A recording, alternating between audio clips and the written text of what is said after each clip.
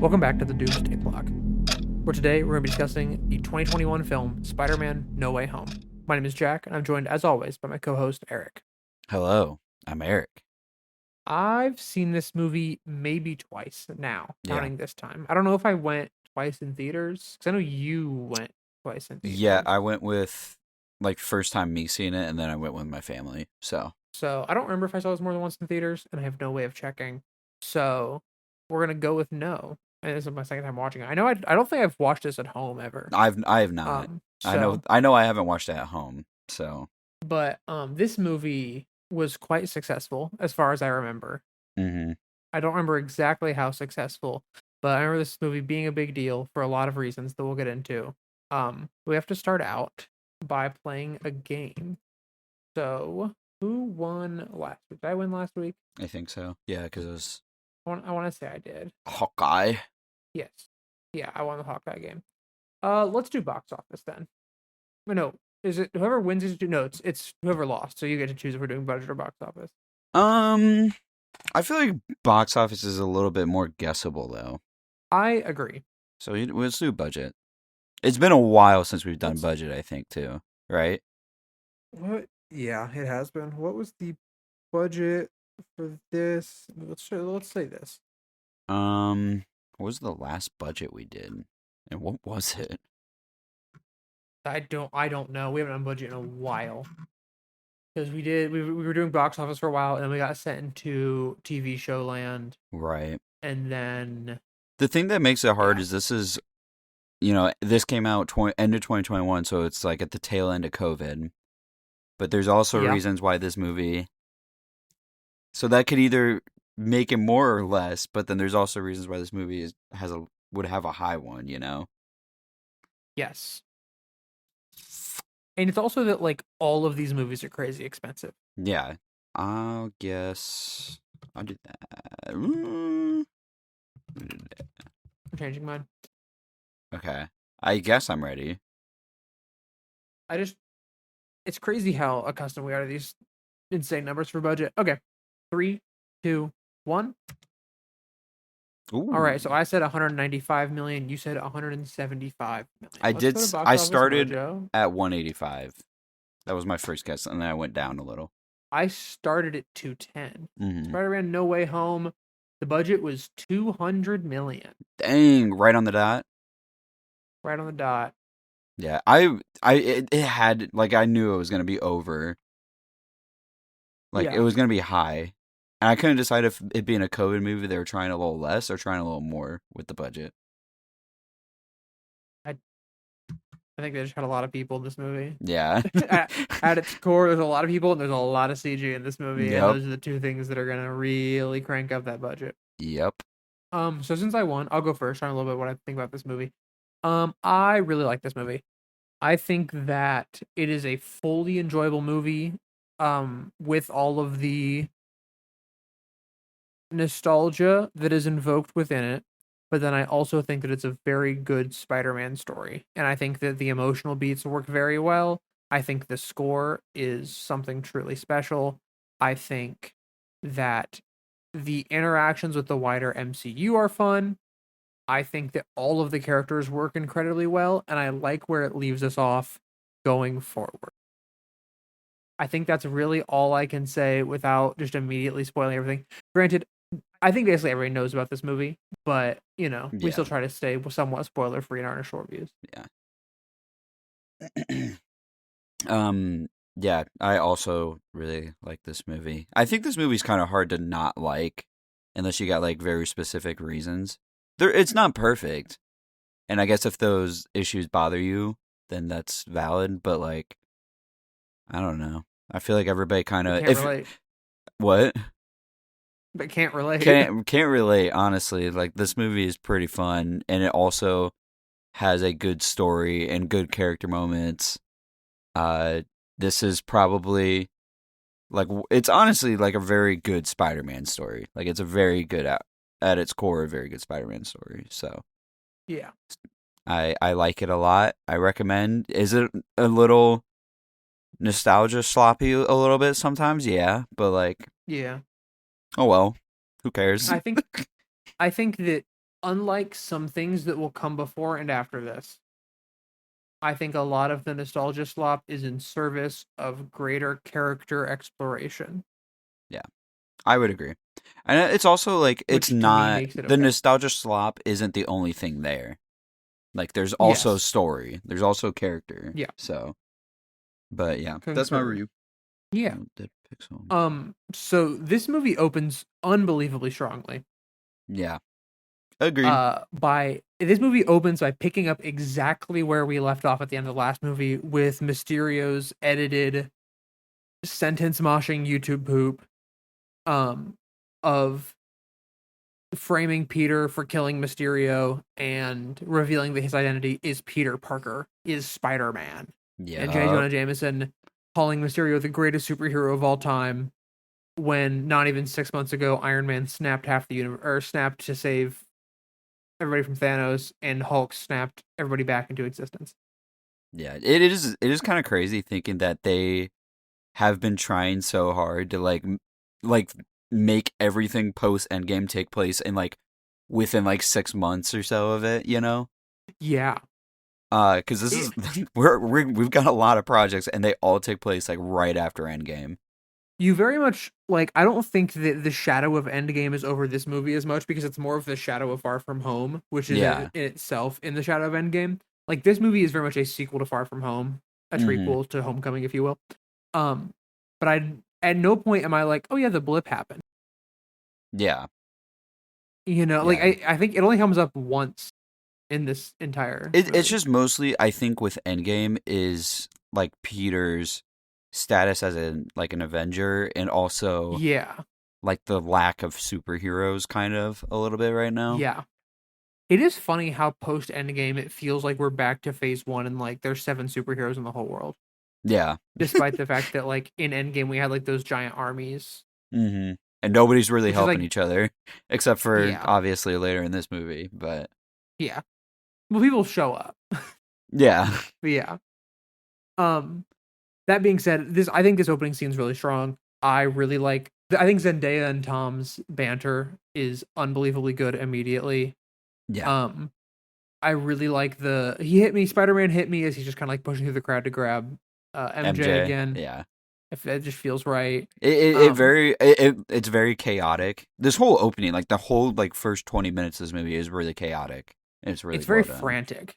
Yeah. Like I think like the word that kept coming to me is like this is so frantic, this is so like overwhelming. Like I think when you went into the theater, we all were kind of expecting certain things because of leaks. But Hmm. what we immediately got was like the payoff for what we were hoping for out of Far From Home. Because I remember coming out of Far From Home and being like, I really hope that they pay off this like his identity revealed in Yeah. like a big way. And I think this movie does 100%. Yeah, It because it's the whole fully crux of the capitalizes on plot. it. Yeah. It's the crux of the whole plot. But I think even like this opening scene where it's showing like here's immediate consequences to him being Spider-Man, and it's MJ suddenly getting mobbed. Um, MJ and Ned don't get in caught, like all this kind of stuff that like comes up immediately, and I Yeah. really like that. Yeah. And then Same. I like the Happy and May breakup. Yeah. Rip Happy just being a booty call, dude. What the Eric, this is heck? your chance. I know.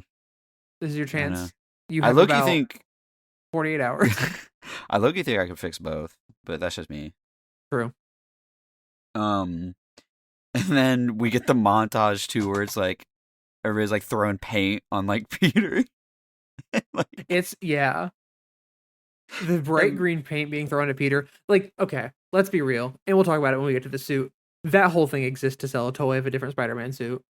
We know oh this. yeah, oh yeah, We all are aware of the fact that with all superheroes, but especially Spider-Man, most new suits, if not all new suits, exist to sell new toys. That's just how it works. it's Um, especially egregious in this movie because he gets two different suits, kind of. he does get two different suits. So it's kind of like, He all right, technically three if you count the last swing.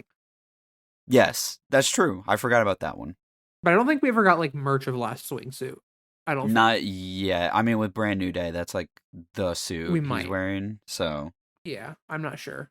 Um, um, but yeah, and then I don't know if you have anything else between them getting arrested and now, but I actually do.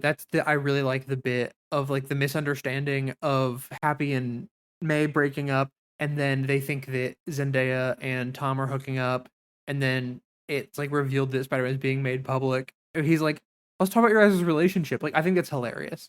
I Yeah. think that like it's a very funny, um, I think it's a very funny little bit that happens in this movie when like the tension's very high, and we get into like some level of comedy especially early on in this movie. Like this movie's a lot funnier in the early stages than it is like starting like I don't know at the end of the second act. Yeah. Um, but I think that kind of like front loading a lot of the humor in this movie, especially with the arrest, which you can talk about here in a second, I think is very well done. Yeah. I just think the premise of this movie is just so interesting for specifically a Spider-Man story on Yeah, what would he do if everybody knew that he was Spider-Man, which is, exploring the comics, I guess. it's What's the explored. I think devil in story? Civil War, I want to say. Yeah, I think Yeah, I so. think I because don't it's know. Civil War coming out of Back in Black, and then that's oh, I'm gonna look like a fool. I believe no, One More Day is saving May. One More Day is erasing his identity. One More Day is like deleting him and MJ, right? One More Day is trading his marriage to MJ and his whole relationship with the MJ to save Aunt May's life. Yeah, yeah, that's right. One More Day is also, and this is true, bad. So then they get arrested. Yes. Zendaya immediately starts playing Rue from Euphoria again, which I found very funny. I Uh, mean, everybody's in character. That's what I like, is that everybody's like this interrogation scene allows everybody to just yes, like be so in character. yeah. Uh, I and love I also, love May and Zendaya shining the same thing. yeah, pretty much. Oh yeah, no, but they say exactly. Yeah, no, I got it. Um, It's a, I do also think it's funny that like May tries to pull the like when the police show up at their door, they're like, she's like, you can't unreasonable search and seizure. Like, baby girl, he just said he has a warrant for his arrest. hey, you know what? It's worth a shot. It's true. I mean, might as It's well. it's it, it's worth a shot against the feds. Yeah. Um, Well, I mean, this police interrogation, like, it's basically just character establishment of like everybody's yeah, relationships and mental. Because yeah. like they Everybody's relationship. literally, like in the next scene, Daredevil shows up and he's like, "By the way, that doesn't matter." Yeah. So so that's interesting, right? Yeah. I think real quick before we get to that, Ned folding immediately is funny. Yes. Just fully in character, especially with him later in this movie. I like that he's like tries to get May on like child endangerment and all that kind of stuff. Like they're just like fully like doing They're anything they possibly reaching. can. Yeah. Yeah. Um, Daredevil shows up. Charlie Cox Daredevil. Mm-hmm. Shout out to one of our closest friends, almost breaking his now wife, then girlfriend's hand, from squeezing it so hard when he showed up. It's one of my favorite stories about them. I Um, mean, he was not one of the cameos I personally expected. I mean, no, like, not at all. if it was gonna like, because I didn't see Hawkeye before this, and this came Yeah, out like right before the finale. We said right. yes. So Vincent D'Onofrio was confirmed to be in Hawkeye, and then so that came out on Tuesday, I believe, and then 2 days later, Spider-Man, Daredevil. Yeah, which is that's an insane reveal, and also Yeah, I guess at this point, Daredevil could also still not have been canon. I want to say it was added to the timeline after this, like when this Okay. movie came out or when Born Again was announced. It was one of the two. Mm-hmm. And I think Born Again was announced in like 2022. I Yeah. want to say like D23 slate. Well, the I don't remember. the last time we saw Kingpin in this universe, he got shot in the face. He did get shot in the So head. So we'll see how that all plays out I because I think also that's don't still. know. I was supposed to say I still think that's hilarious. Both of us have seen Born Again, but neither of us know how he's still alive. I don't know. No Did idea. she miss? It is worth like a bit of criticism of like none of the charges stick against him. But at the Yeah, same time, I think the idea that this movie comes down to the court of public opinion is way more interesting than like Spider-Man and his legal troubles. yeah, I Like agree. Because it's like, what no, go ahead. it's one of those things where it's like I think that you can do an interesting Spider-Man story where it's like he is fighting um to be like everything that I've done has been for like the good of the world and like watching him. But like I think yeah, he's gonna sway a jury immediately. Man, they're gonna go, yeah, that man, that's Spider-Man. He helped my aunt cross the street last week. And it's gonna be like, oh, but didn't he also fight Thanos? Yeah, but he also like he's the friendly neighborhood Spider-Man. Like he's going to win. Now I think there is a comic where he gets called into court. I want to say against J. Jonah Jameson. I think I've read this. And it's like a whole thing of like him being Spider-Man on the sand. Like, and you could have an interesting thing there where it's like, well, now he's finally Peter Parker, so we can do something about it. But I like that it comes down to the court of public opinion and how people view him rather than like, here's the law. That being said, they could have at least said the word Sokovia Accords. Yeah, which I forgot to mention earlier, but there's like on billboards where he's swinging around with MJ. There's Rogers like on billboards. I thought was a cool little background detail. That's cool background detail. Which I also thought, which I'm still confused as why we're making a musical about a war criminal, but whatever. Yeah, I don't know. But yeah, I mean, I didn't really need to. I don't need Spider-Man law drama story, Yeah. He's not the character that we want to see in a law drama. He's sitting across from the character we want to see in a law drama. Yeah.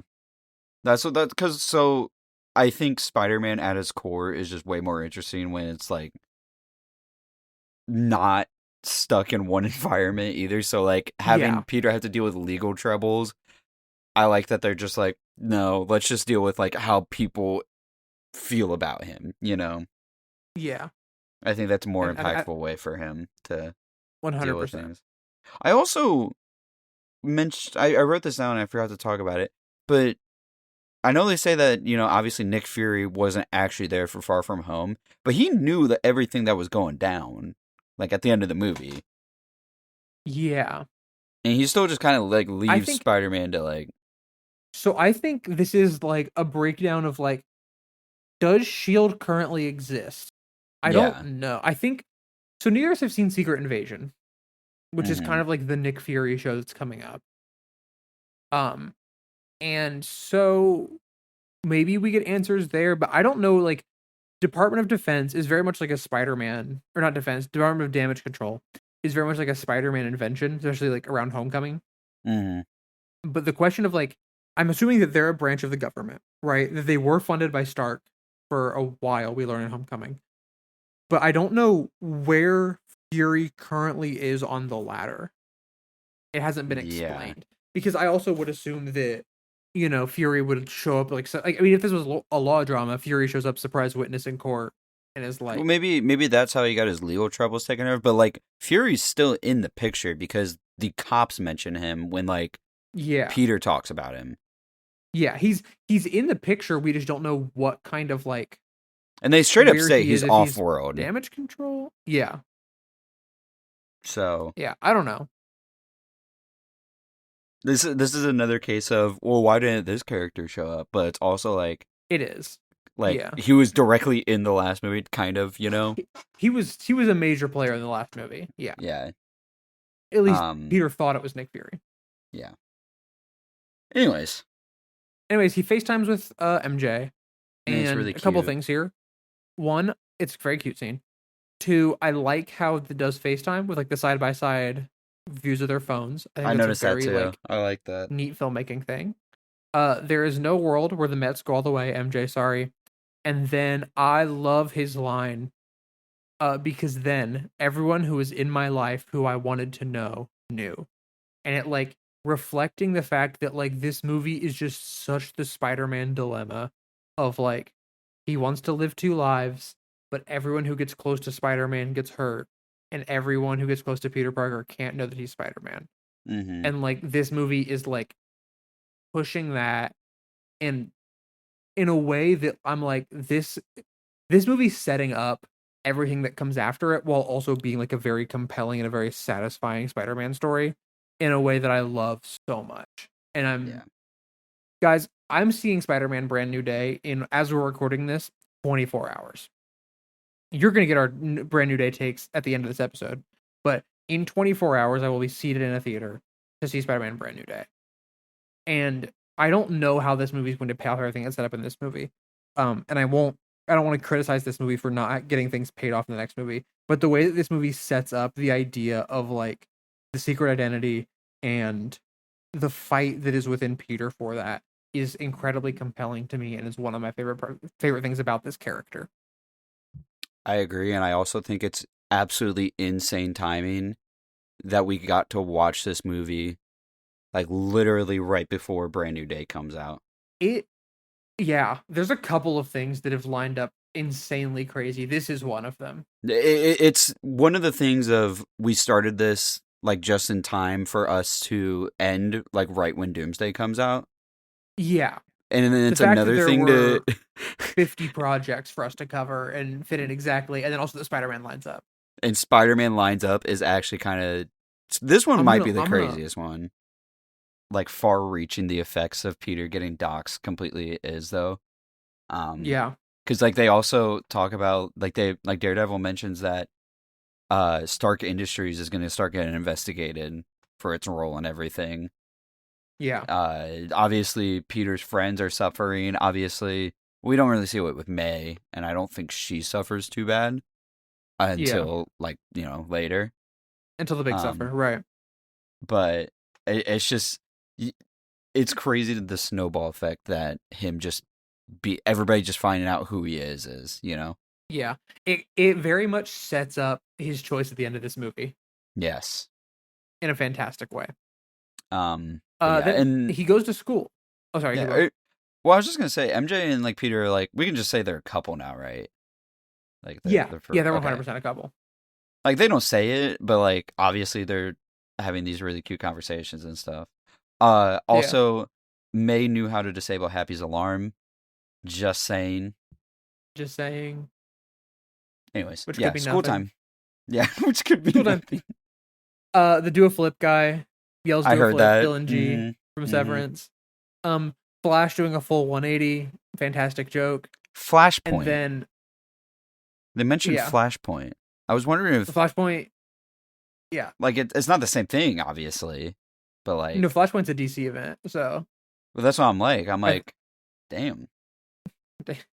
It's just, I don't know. I think it's just a bit from the writers, but it's a very funny thing to be like, because I think the Flash movie didn't come out until like 2 years after this, didn't it?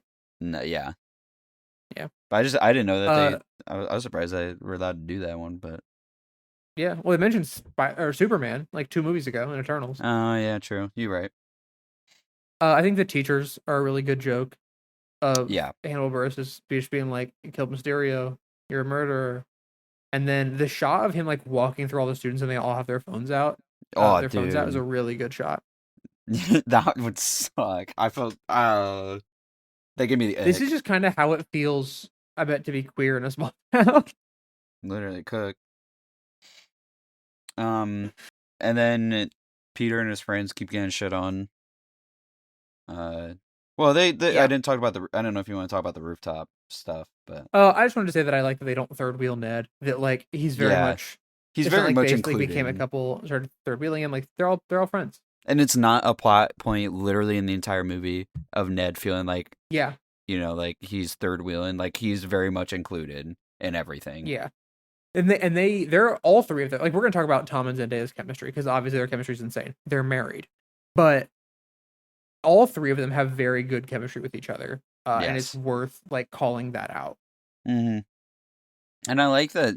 I honestly like that we just kind of get rid of the side characters, like the other students and like the other teachers, because at this point, like Spider-Man's identity being revealed is not like we're not including other people at this point, Yeah. This is a movie that's centered around this trio and the consequences for this trio, and I like that a lot. Yeah, and it gives like Ned needed some screen time because he's kind of ghosted a little bit in Far From Home. Yeah, we had a lot of Ned in this movie that I really like. Yeah, I agree. They are getting just completely rejected constantly though. That does happen. Mm-hmm. Yeah, which I get. I also am like, well, Tom, Peter, he's got like tech smart. Like that's not nothing. Like It's all just like we're staying out of this drama, man. That Yeah, it's I just know. so like I if know. we it, but it makes it so tough to watch because all, especially when Ned reads the letter and he's like, in light of recent events concerning Hmm. Spider-Man, and it's like I You can tell love it's how not much, academics at all at this point. It's all politics. yeah, and I love how much like Peter takes it on his shoulders that he's like, this is my fault. Yeah. That's Spider-Man, baby. Hmm. But he decides to go see Doctor Strange. Yeah. Also about Did Michael he? Giacchino, real quick. Oh yeah. The score of Michael this movie's Giacchino goated. is one of my favorite composers. And Agreed. he did do this movie, and he also did Doctor Strange. Yes. And so he does fantastically at blending the two together to create this like very cool like mix of both of their themes throughout. Hmm. Great job, man. And Yeah. then here's He even does that a crazier. lot in the movie too. Yeah. A year later, his Batman score comes out. Anyway. Um Insane run, by the way. I oh, mean, his whole career is he an insane run. He like made his the whole Incredibles score. Like, he did Incredibles. I believe he did Up. He did all I think three he of did. these Spider-Man I think he movies. did Ratatouille. I believe he also did Ratatouille. He did Doctor Strange, obviously. He did Fantastic Four. Um, Rogue One. He did. I Yep. believe with him doing Rogue One, I believe he was the first person besides John Williams to do a theatrical Star Wars score. Which very deserved. Um, Incredibly deserved. he's incredibly talented. Yeah, he is him. I love his Fantastic Four score, but we will get there. We will get there later. He But also yeah, does really funny names of his on his tracks. his yeah, I know. I love looking up his scores and seeing what he named things. They're Um, great. but Peter knows where Strange lives. I think he looks him up. Is kind of the implication. Yeah, Um, that it's a Sanctum Sanctorum, man. They got the big symbol on the I top. know it's kind of funny, but It is very funny to Google Maps Doctor Strange. and then Wong, my beloved, is the new Sorcerer Supreme. Yep, on a technicality, Yep. it's very funny. I don't even care. That my goat. Their banter is good in this scene. I like their banter, and it does make the Shang-Chi scene funnier Yeah. because he's Sorcerer Supreme and he's doing that. Yeah. I also I like the idea of Peter being literal. He's so out of options that he's like, I need magic to help. Yeah, Which he turns out and not also to be being out of like, options, but yeah, being like, I know this guy. I can turn to this. Like, hey, it's him leaning more on the Spider-Man side of things, which of yeah. course he would. He's Hmm. 17, Yeah, and I also the think. time stone being gone is goaded. Uh Yep, that should not have that thing needed to go for the sake of the MCU. true. Um but yeah, and then we get the spell casting. All right, right before that, he apologizes for wasting Strange's time, and I think that like throughout all of this, in this scene with the spell, in the scene where he talks to the guide or the admissions lady in a little bit, um, it's all about like, hey, you need to let my friends in. Like, this isn't about me. This is like I've ruined my friends' lives by being Spider-Man. That's great. That's Yeah. fantastic. The And fact the that thing that's like his whole source. Yeah, the thing I like too about like Peter specifically is how polite he is, literally like Yeah. 24/7 until he gets to the his breaking point. it it puts it in contrast, like the second half of the movie, the third act, really, like it really puts it in contrast in a way that you're like, Yeah. oh no, he's doing bad. Hmm. But yeah, then the spell casting scene happens. And I like that Strange is like willing to cast a spell for Peter, like no questions asked, a Yeah, little bit, low key, just as a favor. yeah, we save the world together, man. Like let's figure this out. Hmm. I like the fact that this spell, like Strange says the spell is easy, but Peter just messes it up because he just is 17 He won't and shut wants to keep up. making caveats. Like Um, it's I a mean, good if he scene. told Strange from the start, it probably wouldn't have been an issue, right? I presumably. Yeah. Which also I'm like, I low key get being like, I don't want to let Ned forget. I don't want to let Happy I don't want to let like MJ forget. But I'm also like, May you probably could just tell yourself again. I know you said Yeah, specifically to her about her it was rough, but like I don't know, dog. it's very much like a 17. Like I'm saying keep saying like a 17-year-old when we're like early 20s. But like, look, man, when I was in high school, I wasn't making the smartest decisions all the time. Like it's very much Yeah. like, And it's but also I do like like that. it's a spur Yeah, of the moment like thing, you yeah. know? So I You didn't get plan it. this out. Yeah. I do And then blame Doctor Strange. Strange. I was about to say I blame Strange a little bit. I feel like he could have been like, okay, is there anyone that you want to still know? Yeah, Me, is Wong, there those two and people then you he met in the also lobby. he like loses his shit cuz he's getting annoyed. I'm like, okay, bruh. Lock I in. think that fits with his character from Doctor Strange, though, where he's like, "Oh my gosh, I agree, but I'm also like, dude. yeah." And then he's pissed at Peter. I Like, come on. he's I think he's a little bit He's a little too valid. angry, He's a but little valid. he's also valid. I like the line a lot where he says, "The problem is not Mysterio, it's you trying to live two different lives." That's Spider Man, baby. That's Yeah. Spider Man. But also, And then his problem is kind of Mysterio. A yeah, little bit. I a mean, little bit. two things can be true at once. It's gonna be true at once, Steven. The contained spell, that looks like the thing from Marvel Rivals. I don't what? What thing? It's the is it season 0? Let me see if I can send it to you. Marvel Rivals season 0. It had the like, it's like that exact same shape. Yeah, this thing. Send it. And it's not the exact same now that I look at it, but like it's close. I'm gonna send it to you on Discord real quick. Yeah. This thing from What Rivals. is that? I don't know. I think it's the icon for season 0. I think, Oh. but I'm I not was like, a interesting. you know me, I ain't a Rivals player. Yeah, I was just like, oh, that's cool. If it's like if it's like the reference to No Way Home. I don't know if it is or Maybe. not. I don't know. I don't know. I don't know the lore of Marvel Rivals. I'll be real. I've played the game somewhat, um, but I There's don't lore to follow the it? lore of it. Yeah, Oh, I didn't know I mean, that. I thought it like was just any Marvel hero shooter, characters. there's loose lore, you know. Yeah. Um, Anyway, but yeah, going back to this, Strange is like you didn't reach out to the college to ask. And I'm also like, that's a fair point, but also as a senior, I also would have probably just assumed the letters were final. yeah. To be fair, if I got a college rejection letter, which I didn't, because I didn't go to college, but if I did get a college rejection letter, I would have been like, oh, that's it. Yeah. Which I don't So think I think I got like one for like a scholarship, but like not college, you know. yeah. Well, you were goaded. Yeah, I'm good with You the were like, "Hi, sauce. I'm Eric," and they said, "Yes, you can. Yes, please come to our college." You know. They said, "Hey daddy, welcome to college." Yeah, pretty much.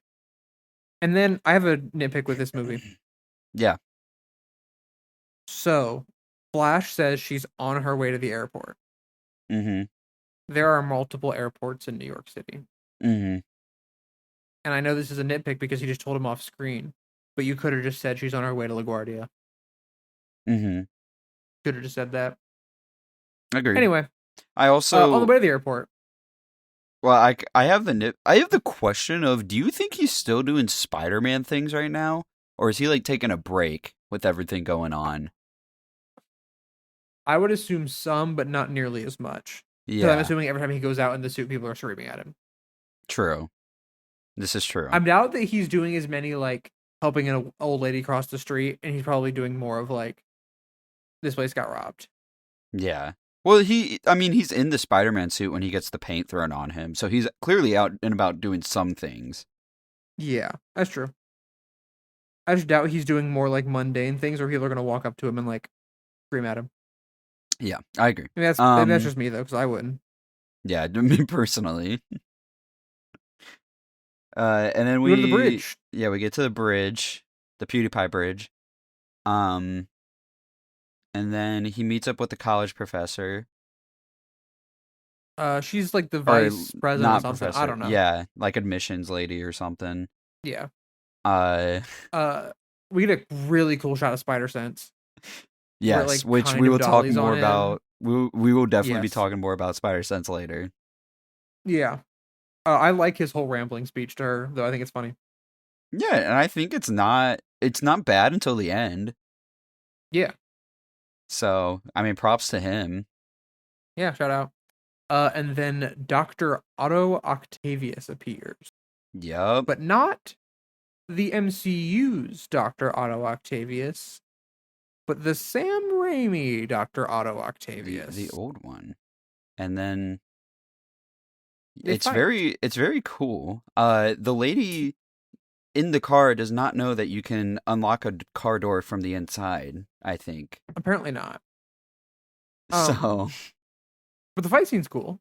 the fight scene is Uh, very cool. I really like this fight, actually. I like that Peter kind of like locks in when he's like, "I should have killed your little girlfriend."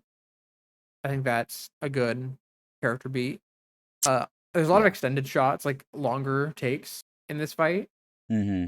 which is cool. And I then at one do. point he yells to the college lady, he goes, "Are you okay?" And she yells back, "No!" And it's really funny. I do kind of wonder how weird this was, because like before this movie came out, I did watch everything. Um, I watched all the old Spider-Man movies. I do wonder how this movie would have been for someone who hasn't seen any of the old ones and has only seen MCU Spider-Man. I don't know. Because I've kind of I didn't really think about that until this time around, where I'm like, well, shit. Like I think like the payoffs aren't as big. I think the emotional core of the main story of the movie I think still works really well. I low-key think some Um, of the reveals would work better though. Like later in the movie where they're yeah, like, oh shit, I was about to die, you know? yeah. I think this is one of those things where it's like this they could have been like, "Oh, this is an Otto Octavius played by Nicolas Cage that we have never seen on screen." Yeah, But he's very obviously not our Otto Octavius. yeah. And I think that it works just as well. I low-key, I think the reveals in this movie, like especially in the second act, might have worked a little better if I haven't seen the old movies. Yeah. That's But hard to then, say. but then like, then the movie kind of doesn't work as much as well anymore because I don't get like why this is an insane thing, you know? Yeah. I So it's a think you very don't get the weird like thing. I haven't thought about this until literally right now. I don't think you get the like, "Whoa, it's the thing I like," but I think that like the core of the movie still works. Yeah, no, the core. I'm saying like I low-key think the reveals later where they're talking about how they're about to die Yeah, I think kind that of probably works the whole Green better. Goblin thing probably works better. Yeah, because then you don't know what his issue is. Yeah, that's true. Huh. That is worth thinking about. Yeah, I wrote down that note, but I didn't really think about it this hard. Cool. Here's what you need to do. You need to have a kid, Yeah, and they're not allowed to watch anything about the Raimi or Andrew Garfield Spider-Man yeah, movies, I and got they it. just only watch these, and we see how this movie goes for them. Yeah, okay. So Or good. we just have a random child that we have to find. We could have a kid. Yes. So then Peter Bluetooth pairs to the arms, Yeah, Doc Ock threw. He threw so which is hard. very funny to me. Mm, And you know what? That's one of those things that I'm like, sure. yeah. I could nitpick about it, but I'm like, sure, it's fine. It's a nanotech. I don't care. And also, He's not in there in we spider don't. suit for most of the movie, so I'm happy. Yeah, and we gotta keep going. Like this is we Yep. got good momentum right now. Yep. And I like she's like then the admissions the lady's gonna talk to admissions is like I'm talking to admissions about your friends, I'm talking about you. And he goes, "This isn't about me." He goes, "No," and she goes, "No, I'm gonna talk to them about both of you." Like it's very much He's Peter still putting his still friends is first. like but Peter still like my Spider-Maning messed up my friends' entire lives. Mm-hmm. Yeah. And I like it. And then a bomb is thrown on the bridge. But whose bomb is it? We do not see. Because Doctor Terrorism. Strange portals them into his basement. I really like this transition between It's really good. of him getting TP'd. It's really cool. It's really good. This is what happens when we're playing Minecraft and somebody just like teleports next teleports me somewhere Literally. and I go, "What?" But it's cleaner. It is. I like the line Doctor Strange goes, "Do you know who Peter Parker is Spider-Man? Do you know a Peter Parker who is Spider-Man?" He goes, "Yes." He goes, "Is this him?" "No." And like that's like it's Mm-hmm. so cleanly done of just like, okay, cool. And we've established this. And then Peter's like, I know this is my issue, and I swear I'll fix it. Yeah, I do. Admittedly, I find it funny where Strange is like, well, we accidentally connected the multiverse and we're pulling villains in from every universe, and it's two. It's the other two universes that we've seen. Yeah, it it's a little funny. Like, obviously, It's a little like, you're not funny. gonna just do random ones. If you're gonna do this story, If you're gonna obviously you're do gonna this do it story, yeah, with the other people. yeah. Um, But it is very funny that it's like just happens to be the two others that yeah, it's very funny that he's like, we're pulling villains from every universe, and it's like 5 from the 2 we've seen. yeah. But Which hey, also, the that spell makes 6. connecting to the multiverse is a little weird because it doesn't have anything to do with the multiverse at first, but it is I also think that's magic. it's I think it's magic and like it's the like changing of the spell, changing of the spell, changing of the spell, changing of the spell when like all the like reality like crumbles around them and he like pulls it Yeah, back together. yeah, I think that's because it was less of like I'm tapping into the multiverse to do this and more of like I'm tapping into magic and making everybody forget Spider-Man and then when the spell messed up it's like uh-oh, people who know Spider-Man now. yeah. This is very much a technical nitpick, but I was like, because again, this is not something I thought It's about very much a before this magical rewatch. nitpick actually. Yeah, very magical nitpick. Yes, because I was like, well, the spell didn't really have anything to do with the multiverse, but reality did crumble around them for a minute. So, So and it's also sure. magic. Sure. Yeah. Why Yeah. not? They also, I mean, strange magic does draw from the multiverse. They've said that before. Yeah. So, Yeah. True. um, Ned drops the my nana says magic runs in our family. That's fun. It's fun setup. MJ asks Peter to run his plans by them next time, and I'm sure he will. yep. Um, and then Ned just is completely nerding out. Fantastic scene. I also love the Doctor Strange infused tech. I think that's very cool. Yeah, it's a cool idea. And then Octavius is like Gollum, like going back and forth on like good and evil. I like that. I love it. I love that he's like, I tire of your questions, boy. And then he keeps talking, like, in a really ominous Yeah, way. yeah. I Um, like Otto Octavius, man. I do. He's such a good villain. He's, I don't know. It's either him or Green Goblin for, like, my favorite Spider-Man villain in the Sam Raimi trilogy. Yeah, they're both very, very good. Yeah. Um, and then he goes to get Electro because they do an investigation and they find something. And we get the The black suit and is gold fine. suit. Yeah. I actually It exists don't to sell really like it toys. that much. Yeah. That's fair. It's only in like this scene, so Yeah. I just, I, I'd be I would like it more if it was like, because I get it, it's the inside out of the suit, whatever. I don't know. I don't think it looks that great to me. it's weird that we get it at night, so it's dark, and then Yeah, the and you suit is can't also see dark. it. Yeah. That's a choice, but whatever. The dubstep from The Amazing Spider-Man shows up. Yeah. Uh, Sandman. This is a fine action scene. Yeah. It's pretty I do wonder a little bit why every villain got pulled from their universe at the exact point where they still hate Peter, except for Sandman. Um, which has been a hot I don't minute know, since I man. watched Spider-Man 3, but he still hated Peter for a while. Yeah, I don't know. Um, and then Peter absolutely demolishes this electric power grid. Yes, but he sends it back up He with sends some it weapons back that up. canonically dissolve.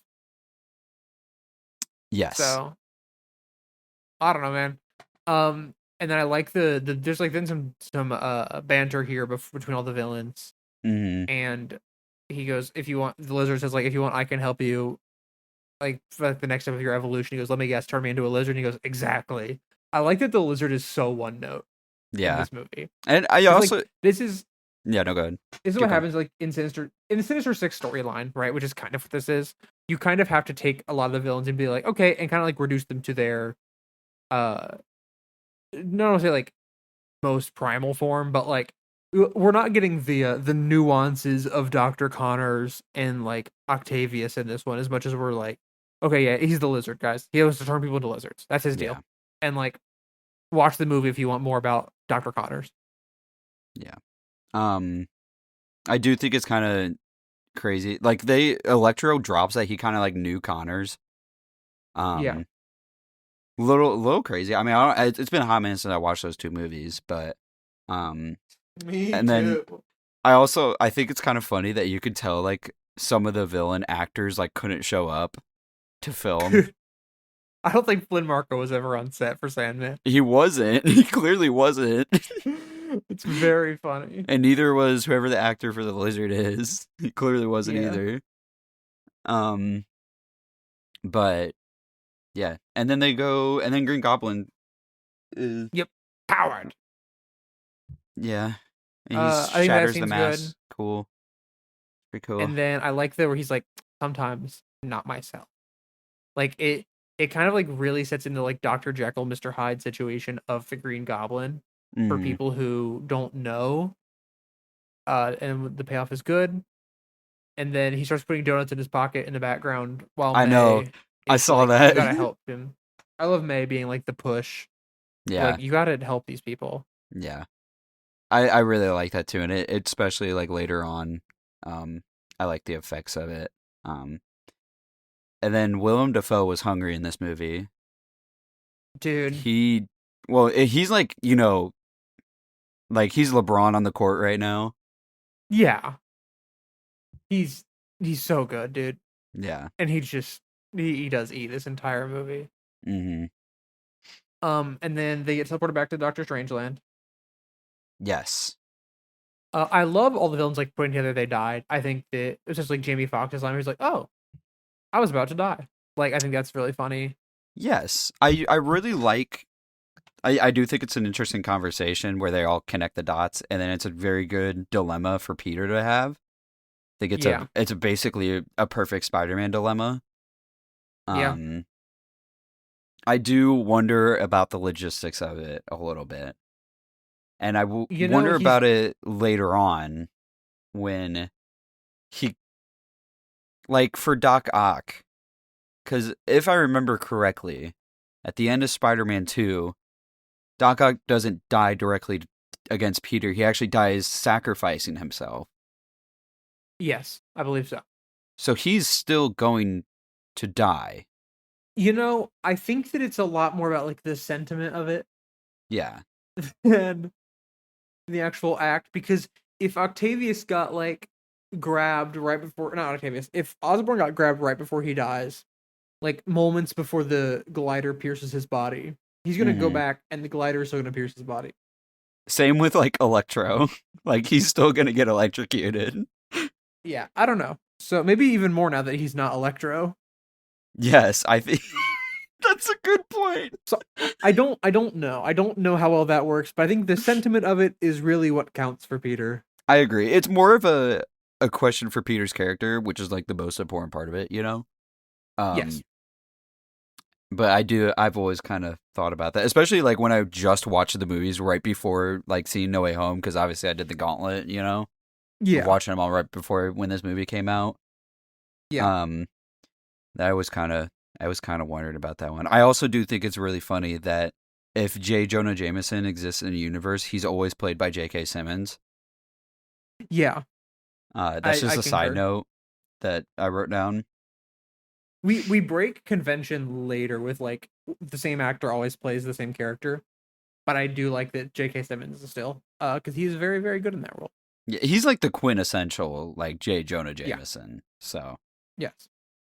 and then I Um. going back to the scene though, I do love that Strange is like in the grand calculus of the multiverse, their sacrifice means infinitely more than their lives. Wow, that's a I banger. like I like Strange, despite the fact that he's superhero now. He's still Stephen Strange, and he's Yep. like, "Look, man, I respect the fact that you want to save these guys. It doesn't matter, Hmm. and like I have bigger duties to like keep the universe safe than like you're conscious of these guys." And Yeah. Peter's like, "That's cool, but I'm saving these guys now because I'm Yeah. Spider-Man." And I like that single line is the core disagreement between those two. Yes. Is that Peter's not going to just if he can if there's a chance he could save someone, he's going to take that chance. Yep. So, Even if it is the bad, like the worst possible ending for him. yeah. It's good. And then Then we they get Spider fight. versus Wizard. Yeah. I liked a little bit of fight. I like when he punches him out of his body, and they fight a little bit there. Doctor Strange throwing Mm-hmm. portals all over. They go to the mirror dimension. It's cool. Giacchino just hooks on the score here. Yep. Peter asks the question of like, what if we could save them? Like, it's great. Strange hits Peter with the portal to infinite speed technique. I know. Um, I was and thinking then about I it liked too. it. And then I like that Peter's like, oh my gosh, the mirror dimension. It's math. Like he's such a nerd, man. Yeah. Affectionate. He's such a nerd. Love him. Yeah, I And just like how then crazy this fight is too. Like these two kind of yeah, go off for a little bit. it's a very cool thing of like, oh, I love like the mirror dimension in Doctor Strange. I wonder what Spider-Man would be like in that. And then it's answered completely. Yeah. And they fully go into like a Doctor Strange versus Spider-Man fight. And I love that he's like, I have to try. Yep. And And then he then traps him he there. yep, he takes his sling ring and goes, okay, bye-bye. Yeah. Necessary, but a little crazy. A little crazy, but I don't blame I, him. I don't either because if he didn't, he wouldn't have stopped. True. Um, And then Ned's handshake has some sparks. So then they take them into Happy's apartment. They take all the villains in there. I'm something of a scientist myself. He does drop that line. Yeah. Mm-hmm. That's the only time that in the rewatch I was like, oh yeah. There's He's another right. time later, but I'll explain that later. Yeah. I really like Peter working with Osborn though. Yes, I agree. It's a Once he cool. and then I also like that once he cures Octavius, he worked with him too. Yeah. It's very cool. I think I like the line, you gotta be careful where you fall. With I Electro wrote and that one Sandman. too. I thought it It's was a funny. really, really funny line. It's like, man, gotta be careful where you fall. Um, and then Peter gets like this is where Peter gets his third suit of the movie. The second suit of the Mm, movie, rather. Um, which is like the No Way Home suit or the Far From Home suit, but with like some Iron Spider accents. yeah, And the I think it hybrid. looks sick. I was about to I say like it. I actually really rock with this suit. I think it's sick I as think the hell. No Way Home suit looks really, really good. I Um, agree. It's so cool and looking. then we get the coolest scene in the movie. Yeah. Just you want to talk about it? Well, yeah, I will because I also like in well, first off, I'm gonna just say side note. I like that this scene allows you to see how smart Peter is, even if he has the Stark tech. He's the one solving Yeah. these incurable villains. Um, and then when it gets to Goblin time, you can anytime Norman is talking in the apartment, you can hear the Goblin like more and more. Yeah. It's really cool. It's a really cool touch.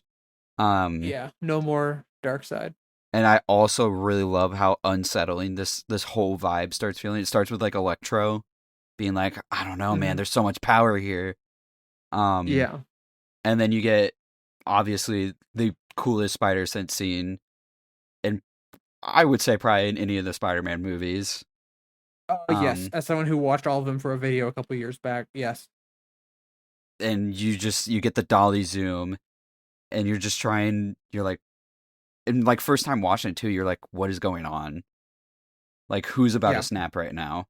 And then it's insane that he's able to tell Norman is actually the Goblin. That's an insane spider sense like It's so feat. sick, man. I love Spider Sense. It is a very cool scene. It is insanely cool. Um and then yeah, Norman's on sabbatical, honey. Norman's on sabbatical, honey. Classic. It's like that's like iconic. But yeah, really really cool scene.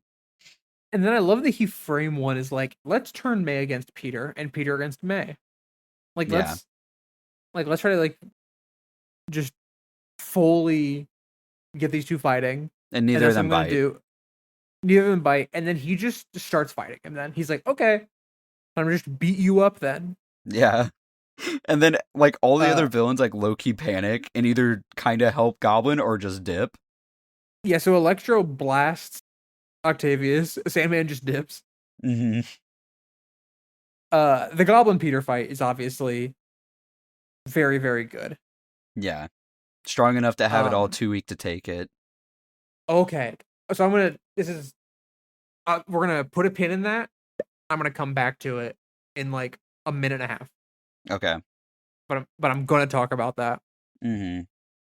So then they land on the bottom floor.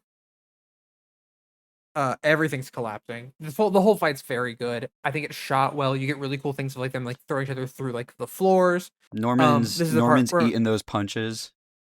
yeah. My partner was like, "So Goblin, is he like a normal guy?" Or I was like, "He's got a serum. It's like akin to the super soldier serum, but like bad." Yeah, it's Um, also, I mean, he's very lucky this building is like made of paper, I guess, and yeah. the building's completely empty except for them. We used drywall and no studs to build this building. And we told everybody to go home, aka not Yeah. here. Yeah.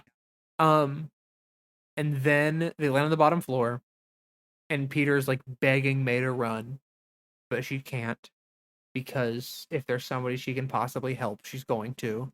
Hmm. And then he throws the pumpkin bomb, which is cool. I like that he has pumpkin bombs. And then May like putting on this brave face, but like being about to die, and like Herschel having her full convictions of like, you gotta save him. Like, don't let this turn you. You gotta save them. And then she Hmm. says, and I quote, "With great power, there must also come great responsibility." End quote. So this is where I want to talk about strong enough to have it all, too weak to take it. Cook. This is the original quote. With great power, there must also come great responsibility. It is often misquoted as "with great power comes great responsibility," especially in later in this movie. Um, in the Spider-Verse comic event, there is a part where a, I guess, spoilers for like some concepts of the Spider-Verse comic event. There's a part where there is an Uncle Ben Spider-Man who has very much failed in a lot of his life, and he is kind of fighting this May Parker, but Mayday, Peter's daughter, and she says, "With great power comes great responsibility," and he goes, "No, with great power there must also come great responsibility." It's a subtle but profound difference, and it's kind of like for me become like this core of the Spider-Man thing. I talk about this in my video about Moana. If you want to hear me talk about this more, but I'm going to talk about it here as well. Um, it's this idea that one does not um predicate the other. In with great power, there must also come great responsibility, or one does not innately call the other, right? Because Spider-Man has great power, he must also have great responsibility. But the other way of saying it, with great power comes great responsibility, sounds like you're saying because you have great power, you already have great responsibility. Whereas the original quote and how May says it here is so important of no, you have to search for and find that great responsibility. It is not innate within you. It is not this thing that happens when you have great power. It is something that you have to continually search for and find and make sure you are keeping that responsibility. With Norman's line, the Goblin's line, genuinely moments ago in this movie where he says strong enough to have it all, too weak to take it, it is this inversion on the idea that with great power must also come great responsibility. Because Norman sees all of this power, and his responsibility to him is to terrorize people, specifically Spider-Man, especially in the first movie. Um, and he sees Peter using his responsibility and taking on this responsibility to help people because of the power that he has as a weakness, whereas May can only possibly see it as a strength. And this movie, I think Homecoming very much understands the part of Spider-Man that is nation and like the indomitable human spirit of it, right? And Far From Home starts to understand Spider-Man in this naivety that he kind of has in wanting to trust people and work with people. And this movie deeply, deeply understands Spider-Man as this idea of the great responsibility and the fact that people close to Spider-Man are always getting hurt, and that he has to help the people that if he even has a chance to help people, he has to help them. And that's like at the core of his character and at the core of who he is. And I think that this moment here is obviously the turning point for the movie, but it's also to me the turning point of this character as Spider-Man and what I hope is carried over into Brand New Day, of this idea that Peter has to help the people who cannot help themselves because that's what comes with his great power, is that he must also have this great responsibility. And that's kind of me ranting in a way that I could not get a script done. I've rewritten a script about Spider-Man and Great Power, Great Responsibility about 4 times. So instead, you just kind of like is this dump of how I feel about this mantra and how I feel about this character.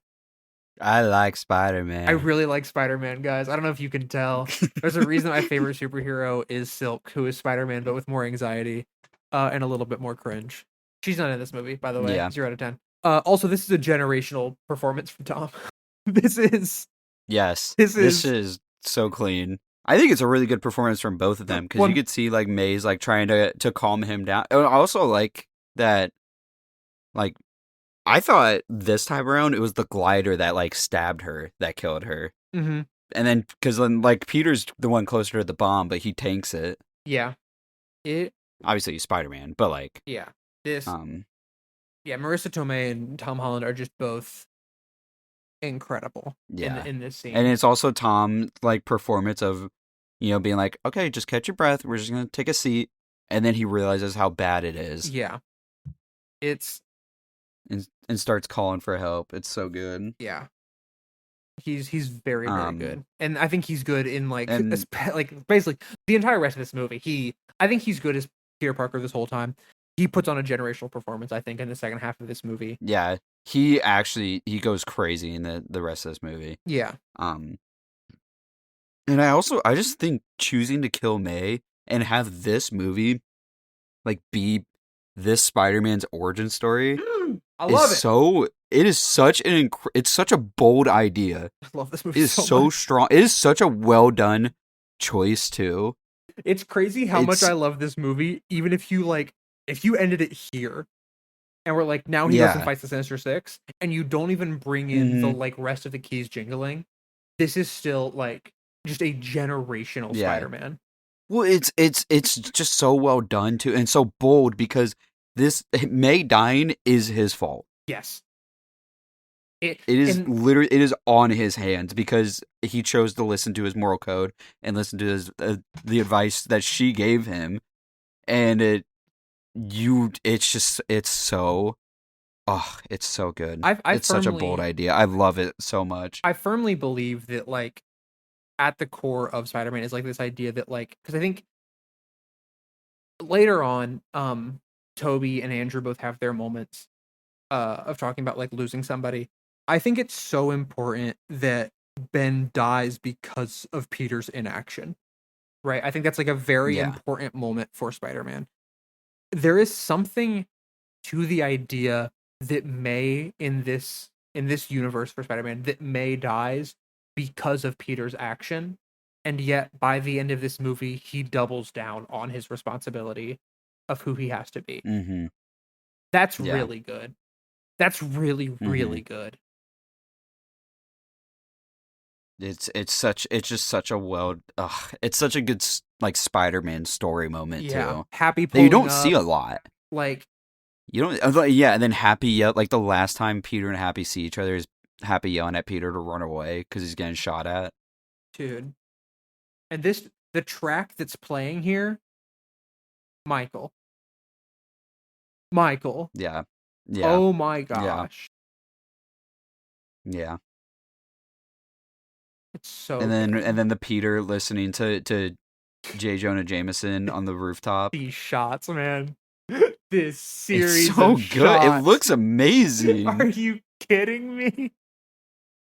I think that this movie looks fine. I think for a majority of it, I think that there's some really good shots, and there's some shots that I'm like, there's some really bad ones. Yeah. Some really bad ones. This series of shots, like I remember sitting in the theater and just going, "Oh my gosh!" Like, yeah, this is like the one that the poster, because I love the poster where he's like sitting on the rooftop. Yeah. When it's like snowing and like you see like all the Spider-Man posters. Yeah. And his face on it. It's really well. This is basically what that poster is. This really is cool. an incredible looking shot. Yeah, and then we cut away to the now it's nostalgia time. Now it's nostalgia time because Ned can use the sling rings. Ned, his family got magic. His family got magic. The CEO of magic, maybe. Yeah. And then we get the worst kept Marvel secret of all time. It leaked on Um, purpose, right? Like, are we in agreement here? I don't know because I remember when like the build up to this movie because this movie came out in December and I remember like that summer seeing pictures of Andrew and Toby like in a blue screen room Yeah. I mean, and I couldn't tell if it was the real. part to me that I think was on purpose is the shot later where the lizard gets kicked when they're like diving at each other. So if Yeah, you remember that one I know what you're in the talking I about. believe it's either the Spanish, the Brazilian, like the Portuguese trailer, the lizard got kicked, but in the rest that he didn't. Yeah, That's and it like he just got hit by nothing. and like I get that it might have been an oversight, and sometimes that happens. I just That's a bad one. I just can't imagine that was on That's a purpose. that's a ridiculous one. I don't know. Yeah. We'll never know for sure. But Yeah, and I also love that Andrew comes through the portal and immediately takes his mask off. yeah, Um, there. Okay, let's go ahead and say it. This is Keys Jingly. The pacing of this this is scene Keys is Jingly, Keys yes. Jingly. This was a generational theater experience. Yeah, I agree. I fear that I will never feel anything like I like. Look, I know that we just spent the last genuinely 15 minutes talking about how this movie is the quintessential Spider-Man experience and like how much I love the emotional arc of this movie. I won't lie and say that I love this movie also because Tobey Maguire and Andrew Garfield are playing Spider-Man in it, and there's 3 Spider-Man on screen at any given moment. That's awesome. Yeah, I'm not gonna. it's just I remember in theater wondering if the leaks I saw were real, and then when they portaled open and you see a Spider-Man in the distance, I was like, oh my god, that's them. Yeah, and also Like I got full chills and shit. I really like the idea of doing like Andrew first because then you're like, Yeah, okay, Andrew's here. Is Toby here? which also makes the build up to Toby kind of funny It does. because they're treating him like he's like I don't know, they're treating him like he's like Thanos or some shit. Yeah. There is It's so funny. like you see this criticism online. You're like, this movie was made for theater reactions because he pulls off the mask and then he pauses for applause. Um, yeah, That's kind of like, I mean, what did you expect? yeah, man. There's pauses in Infinity War and Endgame, man. Like Yeah, it's kind of the kind of thing where it's like there's pause for applause. I don't like you feel them a little bit upon a rewatch, but like you're not like, man, they're pausing for like 20 seconds here. Like it's a pause for like a few seconds for people to go, whoa, and then the dialogue picks up again. yeah, and I think the dialogue is cute. Yeah. I admittedly kind of like the banner I, between all of I them. like it all. I think that Andrew Garfield and Zendaya arguing about if he's Spider-Man or not when he ran in a Spider-Man costume is really funny. Yeah, I like I said, I admittedly kind of, and then his like grandma is like standing right there. Yeah. Hilarious. And then yeah, Toby shows up in his youth pastor fit. Yep. They have a And quick then they spar. immediately go to shooting. Yeah, they immediately go into shooting their webs at each other. I like the idea that this is a similar thing to in Spider-Verse when Peter and Miles see each other for the first time and both their like spider senses go off. Yeah, I like to think it's a similar idea to that. yeah. Personally. And then yeah, and then Tom Peter is sad, which I'm gonna start calling them Tom Peter, Andrew Peter, and Toby Peter. Yeah, I just started calling them by their first names of the actors at this point in the notes. Yeah. I consistently throughout the rest of my notes did Tom Peter, Andrew Peter, Toby Peter. Yeah. I love Tom just breaking down when Ed, Ned, and MJ approach. Like it, I think that these 3 are characterized very well, especially throughout the first half of this movie. That like they're close friends, and it's just like him just shutting down in grief. Like it's so human. It's so good. Mm-hmm. And then I like that he's like, you know what, I'm done. Yeah. I Yeah. want to send them home. And MJ won't give him the box because she knows she's like, you're mad. You're mad and you're sad right now, but I know who you are. Yeah. Yeah. And then Andrew Garfield is hungry as hell in this movie too. He's so good. You can tell. You can tell this dude wanted to play Spider-Man again. He's so good in this movie. I love his little Mhm. monologue about how he got rageful and spiteful. Like it's good. Now, unlike Yeah, I people who will came out of this say movie, I don't want a movie about that. But no, I do not because I don't like the Amazing Spider-Man movies. because they're not very good, guys. I actually think I like the first one less, Then which the, is my then hot the second take. one, I'll be real. I have The not second watched one, them recently enough to know. I'm just saying like from past memory from like 2021, but I think I mine's remember before thinking the that. second one was at I remember thinking the second one was at least funny bad. Yeah. So I liked it more. Where the first one genuinely kind of pissed me off. Does Gwen die in the first one or the second Uh, one? second one, she dies at the end of the second one. Okay. We should live commentary. If we're gonna Uh, live commentary any movies, those two would be fun to do. no, for real. The first one pisses me off. The second one's funny. That's I fair. don't even care. That's fair. Toby movies, Raimi movies, 2, 1, 3, and then we can move on. Correct. I like Toby talking about Ben. I think it's good. Yes, I agree. They say with great power comes great responsibility, but they get a pass because they said the right thing earlier. So they get a pass. It's fine. That's the famous Mhm. one. They go to a lab, and I like that Tom can't even say the goblin's name. Like he holds Yeah, up the and then thing. and Toby's like, "Well, we gotta cure them all." Yeah, That's what you said. it's good. It's really good, guys. This is a good movie. Yeah, and I admittedly like I like the little catch ups we get of like each Spider-Man. Like I like that, like you said, we talk about Andrew being rageful, but I also like that Toby's like, yeah, I made it work with MJ. Yeah, it's like time. Don't get me wrong, I think MJ kind of sucks in those movies, but Yeah, I don't love how she's written in those movies. I don't either. But I do like that they make it work. Yeah, I think that's very sweet. I think Ned's little conversation with Toby is very funny. Of him being like, "Yeah, my best friend who died Yeah, in my arms." I also as he turned evil. I don't like the organic webs, and I know I'm cooked. No, here's the thing: organic webs is a Raimi thing. That's not Yeah, a classic Spider-Man thing. I talked about this in the Homecoming rant. it makes me uncomfortable. I got takes about Brand New Day. I haven't seen it yet, but I have some hopes and dreams. Mm-hmm. I like that all three of the Peters are just like dorks. I agree. They all play into like That's the Peter how it had side to of things be. very well. Yeah, and I like that MJ, like when they're getting ready to leave, she's like saying, "Nah, screw the disappointment stuff I've been saying." Yeah, She says, "We're gonna win this." she gets a side arc in this movie. I like it. Yeah. And then we go to it's time for the Statue of Liberty. Can I confess something? Yeah, go ahead. I think putting the shield on the Statue of Liberty is really tacky. I agree. Well, my thing is like, why are we using a symbol from a fugitive? Like according to the Sokovia Accords, Yeah, he's a fugitive. he's a war criminal. I'm confused. Yeah. Just because they show him in my gym class. I think. Yeah, no, I agree. I think it's corny. Yeah, I think that there's good banter here. The whole like web shooters talk is funny. Obviously, I like Tom's delivery on "I fought an alien." He was purple. Yeah, and then Andrew cracks Toby. Yeah. I like that Ned can't close the portal. Also, it's a funny joke. He's like, I just can't.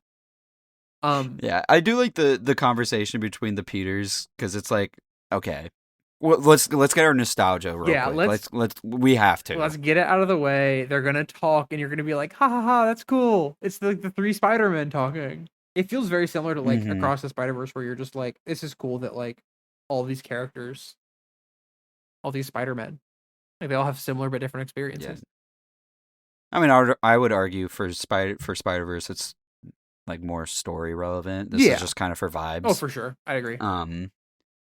But I still, all right, keys jangling. I like it. Yeah. Hey, when you jingle the keys, but it's for like little bits of the movie, while the bigger arc and story of the movie isn't solely about keys jingling, and it's character driven instead. It works really well. Fun fact. Yeah.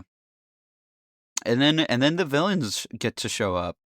And Sandman is fighting the Peters, which I kind of still don't think makes much sense right Yeah, now. I don't know. I'll be real. I don't really know. Um, he should be on their side because everybody else is like low-key trying to break the box, Yeah. and he just wants to go home. Anyways, Yeah, I don't know.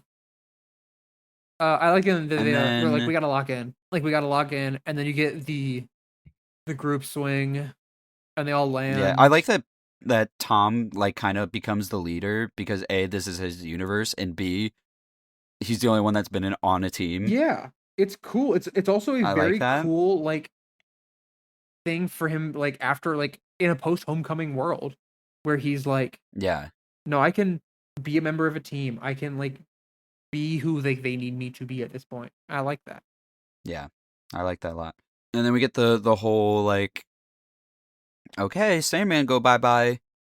Uh, the teamwork is really cool to Yep. see between all the Spider-Mans.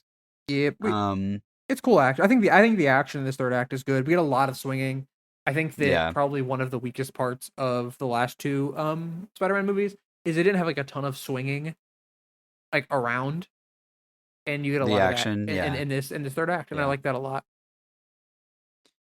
Yep. And then Doc Ock shows up, Yep, deletes he Electro. plays the turncoat. That's fun. Mm-hmm. Strange is lucky. Ned's the goat. Yep, I Um, like that Strange shows up and like doesn't immediately like portal everything, stop everything. He's like, we have to end this, but he's not like immediately ending the plan. I like that. because he sees it's working, and I like that he sees like the lizard go back to normal. Yeah, it's cool. Um, Andrew apologizes for not being black. It's a good gag. It's a really good gag, and it's a nod to Miles. So Yeah. we out here. And then the goat shows back up. And then the goat shows back up, The goblin. exploding the spell box, and it just like shooting outwards. It's such a cool visual, man. Strange has the biggest fumbles in this movie. My brother in Christ, protect the box. What are you He is doing? fumbling. And I also like that the whole like MJ falling moment is less of a Tom Peter moment, and it's more of closure for Andrew. Yeah, and I like that Tom like And immediately dives for her and then like gets cut off. It's not like he's like, oh, I'm not there. It's yeah, like he no, not even thinking about it, dives after her, but then Andrew gets the save, and it is. mhm. I think it's a good moment. You know, It's a little redemption. it's a little redemption. I think it's especially a good moment because Gwen gets called out by name earlier in the movie. That's to me why it doesn't feel like Yeah, ooh, you know, is because it's like no, I this is think a, I think this is a genuine. Well, it's also because Andrew didn't get his third movie. he did. This is also true. So it's kind of it gives closure to kind of that universe a little bit. Yeah. Um, and then yeah, the If you spell do exploding want a in the third sky movie looks though, awesome. Sony, if you're By the way, watching this and you do want a third movie, I do have a pitch, but you're not gonna like it because it's not about Andrew and it's also a TV show and it's about Silk. But I do have a pitch.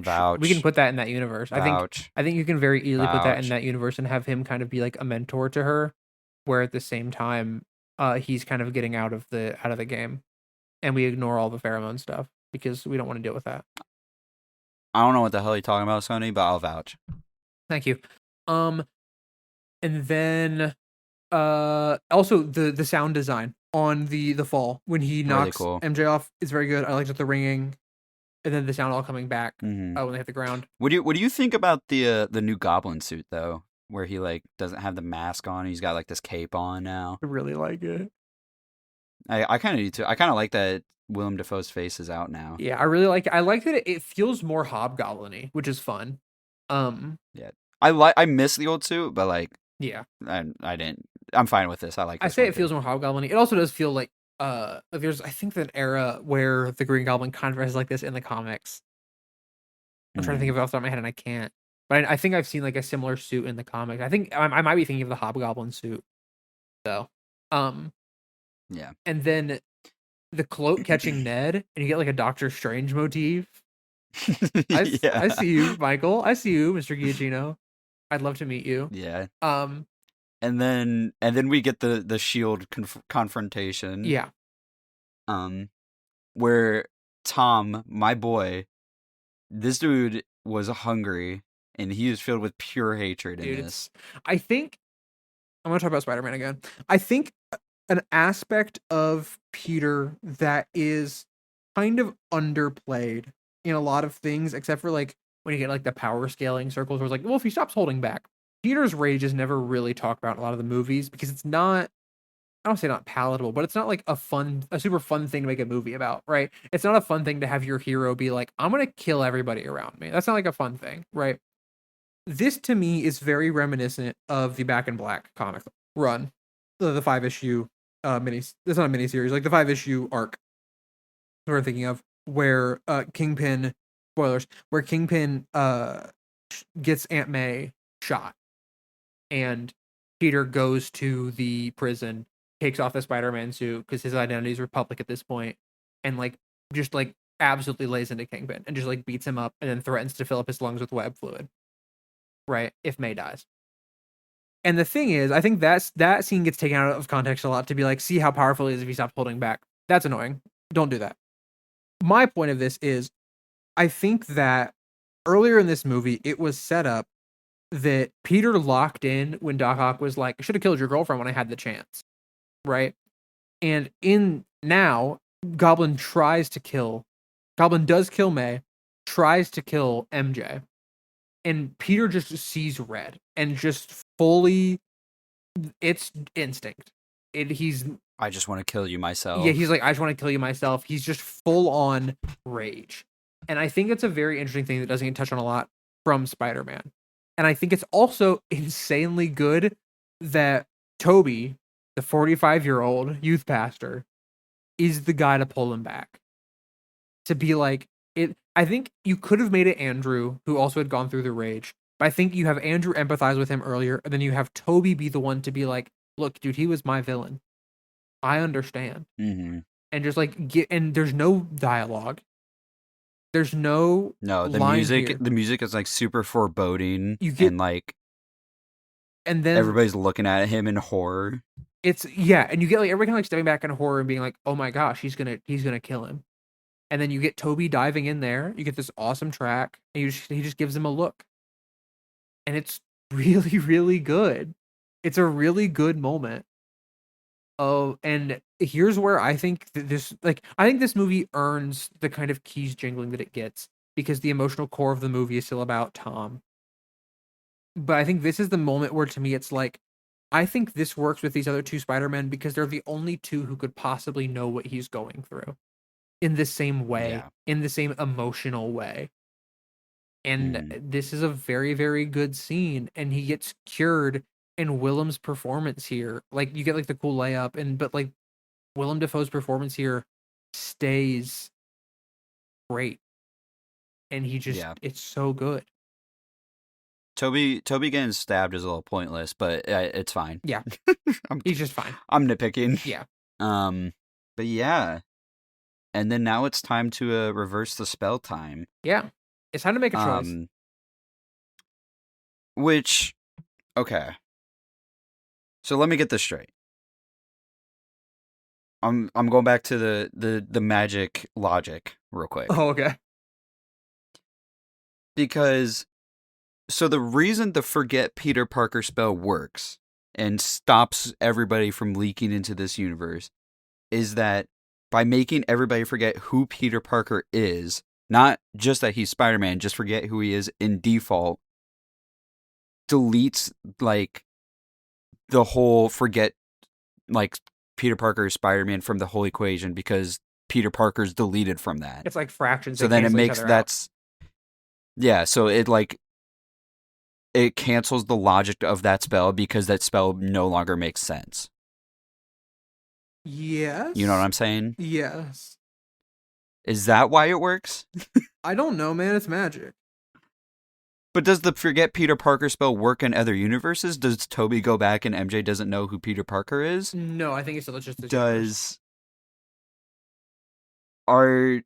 I mean, some of the villains are going to go back and die anyway. Rip Otto. Yeah. R.I.P. So then, yeah. But then, yeah, okay, I guess. But then shouldn't the people who know Peter Parker, shouldn't that affect the villains that are being drawn in, though? I think that's because they're only being drawn in I think that's why they go away. Because they know he's Peter. is because they're no longer being drawn in because he's canceling out fraction style the other spell with this spell. Okay. It's just I gotta think about it a little bit because it doesn't. It's an awesome moment for Tom Peter. And I think if you think about it hard enough, it's pushing it a little bit, but it makes sense. Yeah. But I do love the effects of this. I love like the whole Ned and MJ talk. I love how Peter immediately accepts it. And it's basically like a character death. Like it's a self-sacrifice. Yeah. And I think it really works for like seeing Ned and Peter's reaction, or not Ned and Peter, Ned and MJ's reaction, because at this point we've actually seen these characters like a lot. Yeah. And we've seen them grow a lot together. Yeah. So I actually really, for once, the MCU has won at an emotional moment. Well, obviously, except earlier. Like earlier with May, that shit's heartbreaking. This movie very much earns all of its emotional moments. I agree, actually. I really like a couple of lines here where basically MJ says, "If you don't tell me, I'll just figure it out again." I think that's funny. Yeah. And then she stops him from saying that he loves her. Says, "Wait and tell me when you see me again." I think that's really good. And then the music here is so good. It has Doctor Strange's motifs and his theme in it, and the movements of the Spider-Man theme, I believe. It's really good. I like it a lot. Best MJ Peter relationship on screen. Yeah, easily. Hands down. Easily. Yes. Fantastic. Yeah, this shit is so pure. This is pure Spider-Man. It's so good. And now, let's talk about the ending. Earlier today, I saw someone say that this movie feels emotionally unsatisfying because at the end of this movie, Peter decides to not tell his friends. Bruh. And to that, I have to say, you were not paying attention to the crux of this movie. And the crux of this movie is the fact that Peter makes the wrong choice here to not tell them. Because to Peter, everything bad that has happened to them is his fault. Whereas to them, everything that's bad that's happened to them is his fault, but that's okay because they love and care about him. And Peter cannot see that. They made that choice themselves too. And whereas Peter does not see it as their choice, they see it as their choice. The reason you feel emotionally unsatisfied by this ending is because it's a very bittersweet ending. So bittersweet is a complicated feeling where you're happy because things have worked out some way, but the bitter side of things is that they kind of didn't work out how you wanted them to, or in a perfect way you want them to. That's not called emotionally unsatisfying. That's called good writing. I'm sorry that you watched La La Land and were like, actually, it's a bad movie because of how it ends. I'm sorry that like you don't understand that. This ending is incredibly good because Peter makes the wrong choice. That's the point of this movie is not Peter is now, he's a full-fledged Spider-Man and he is self-actualized. He doesn't get it. He doesn't understand that it's the wrong choice. He doesn't understand that these people love and care about him, and it was their choice to be like, no, come and tell me that I know you. I'm tired of people reading this movie as only a nostalgia slop and refusing to engage with it on an emotional level. Yeah, I also get it from his point of view too, where he's like, why would they believe me? You know? Yeah. They don't, at this point, they don't even know who he is at all. I mean, he could start over and then tell them. Yeah. Which I think is what they're going to do. Yeah. Is they're going to have him start over, basically, which I like that idea. Really excited for. Because it also just makes the end of this movie matter so much more. Like, if they immediately remembered, it'd be like, oh, well, okay. Yeah. But yeah. Peter becomes the yearning yearner. Zendaya dropping the line, "It doesn't really hurt anymore." Diabolical dialogue delivery. Oh my gosh. It's also the Band-Aid on her forehead that he noticed like right before she was about to forget him. Yeah. And that's the reason that he's like, you know what? I'm going to let her be. It's just diabolical. Oh my gosh. Mm-hmm. May's grave. I like a lot. Yeah, Happy teleports to it. Happy appears. Dude, Happy not remembering him, that hits. That hurts, That dude. hurts, yeah. But he knows who Spider-Man He does knows who is Spider-Man as a is. person, Yeah. And or then as a hero, I guess. we get to the last swing. Palpatine, Palpatine Lego, by the way. Palpatine That's a Lego. good callback. I like that. So this last swing, The suit looks freaking good. this is the best suit that we've ever gotten in live action. This suit, I love how shiny it And I is. know that we were just like we both like the No Way Home suit, the hybrid that he wears. Mm-hmm. This suit is so good. And then in the like with the tree and in like the snow. I love Spider-Man, It looks guys. really, yeah. Does this take place like right before Hawkeye? I'm assuming because the tree's still up. I guess so. Yeah. Yeah. Which okay, this does make it funnier that presumably like that's where his apartment is like close to that, and he just like was like, that's probably fine. Mm. Yeah. He's like, nah, they got it. They got this actually. They're good. He's an Avenger.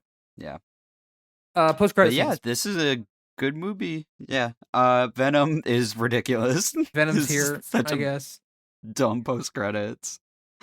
Why does the Venom goop go bye bye? Because Venom doesn't know.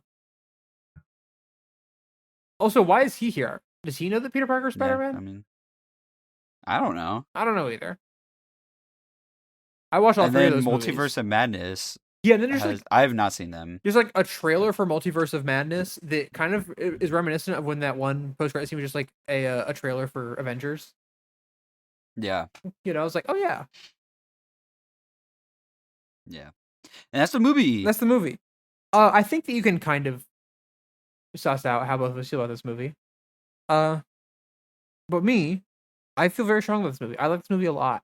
I think that if you were to strip away all the like nostalgia keys jingling factors about it, you're still left with a story that is Spider-Man at its the most quintessential and core. And that's good. That's really, really good. The emotional core of this movie works incredibly well. And I'm so excited to see where they go moving forward. Like this is in the same way that like coming out of Far From Home, I was like, I can't wait to see what they do next. I was it's been 5 years since this movie came out. And I've just been like on the edge of my seat waiting to see what they're gonna do next with Spider-Man. Because it's such an interesting spot for him to be in. Nobody knows who he is, but his life is miserable. But he's Spider-Man, and what's he gonna do next? And I think the best praise that you can kind of give a movie is it just made me so excited for what comes next because I loved it so much. Do I think this movie's perfect? No. I think there's magic nitpicking to do here. I think that yeah, the pauses after the characters reveal themselves is a little bit whack. Why is Venom here? I don't know. Um, but I like it a lot, and the emotional core works for me. And if the movie's like emotional core and character arcs work for me, it's gonna work for me. And I'm not going to like hate the movie, even if this parts of the plot don't really work super well. But I think that all the plot points work pretty well here. Eric, Yeah, I think this movie holds up pretty well. The emotional beats actually work because they're set up throughout like previous movies, and obviously like with the maze stuff, that stuff's set up very well in this movie. And it's very impactful to Peter's character, who is fantastic in this movie. He's got a great arc. And I remember like hearing or like listening to someone's review like when this movie came out, and they're like leading up to this movie, I was kind of waiting to watch Peter Parker suffer because this Peter doesn't really suffer, but he suffers in this movie. He struggles. Um, and I think that's honestly, I kind of agree. That's kind of needed for a Spider-Man story. Uh, but regardless, I think the dialogue it's pretty MCU-y, but I actually think it's kind of funny this time around. I think it's pretty cute. Uh, I think the writing is solid. It's spotty because something like plot-wise, sometimes I really gotta think about it, and like I don't know how this movie would actually play if you haven't seen the old ones. And Venom is here for some reason. Uh, I don't know but why yeah. Venom's here. Yeah, this movie was made for Spider-Man fans viewing it in the theater for the first time. but that doesn't mean it's also not a great time. I think like a good equivalent, like right now, is like the Aang movie that just came out for Avatar, Yeah. where it's got a really good character arc that I think was really well done. Does it got other issues? Yeah, but I really like the main arc that Aang goes on in that movie. Yeah. So I concur. I like that movie, and I like this movie, Uh, even with any issues it has. yeah. Real quick before you give your number, because you have to give a number. Blade Watch, guys. Welcome to Blade Watch. So as of us recording this, the Marvel Hall H Comic-Con panel happened this past Saturday. And there was no mention of Blade. This concludes Blade Watch. Eric, what would you give Spider-Man No Way Home? What about like a high 8? I'm definitely down for a high 8. Like an 8.7? 8.7 works for me. Yeah. I think 8.7 covers pretty much everything. Because I think it's a very solid movie. So yeah. All right. And this is like one of the highest scores we've given in a minute too. It is. Yeah. So, next week, I didn't know that next week is Moon Knight. Oh my gosh, I'm so excited. I guess spoilers for how I feel. Next week is Moon Knight, which Eric, you've not seen, correct? Nope. But I have not. Before then, in roughly 26 hours, Eric and I are going to hop back on a call. We're going to talk about Spider-Man Brand New Day. So now it's going to cut to us talking about Spider-Man Brand New.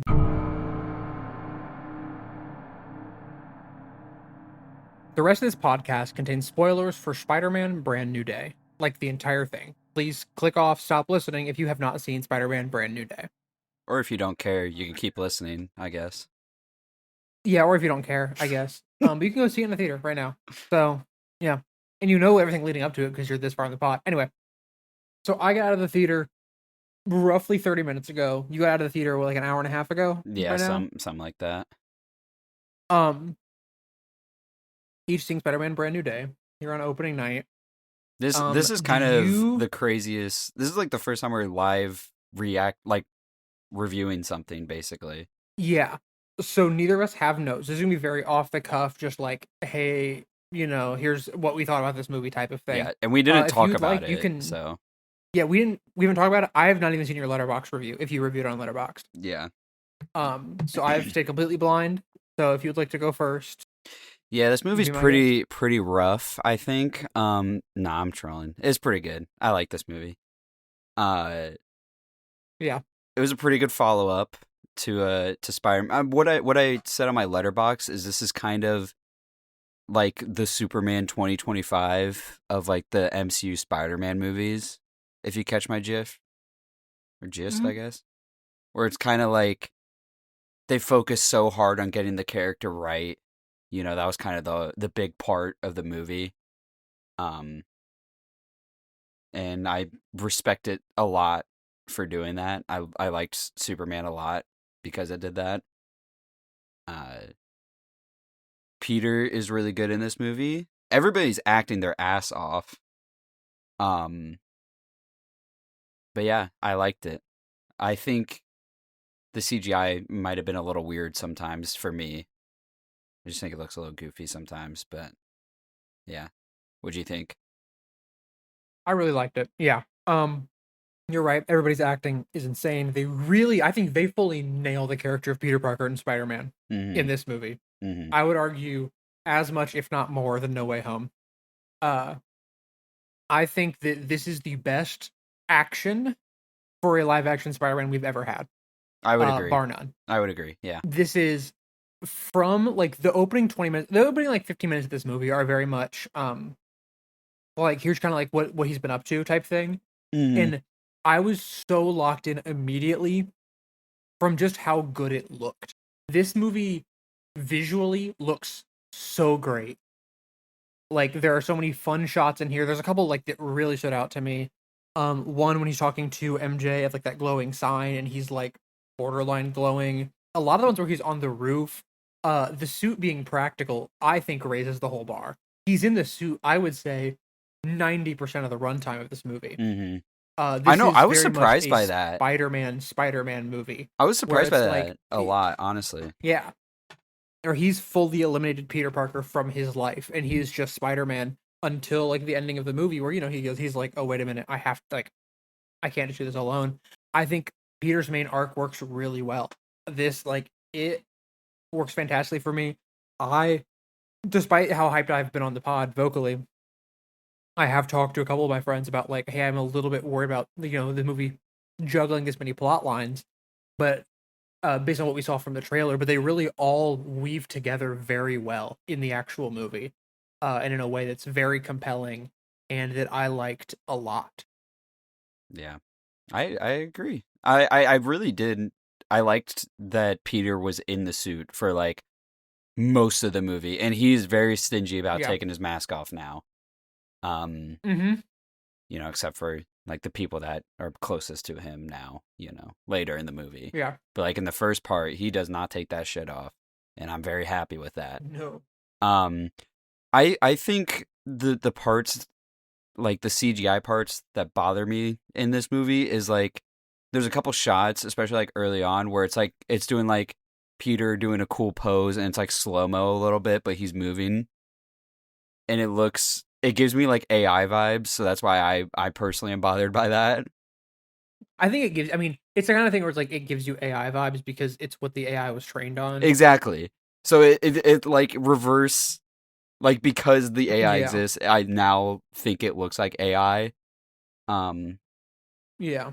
but the choreography is insane. The camera work is crazy. Like it's really good. There's so many extended shots of him swinging. There's like, Mm-hmm. especially the beginning. There's one scene where like he like gets off the phone, jumps off the building, and then there's like an extended shot of him swinging where he swings over top of the camera and the camera like moves and like rolls up Yeah. with him.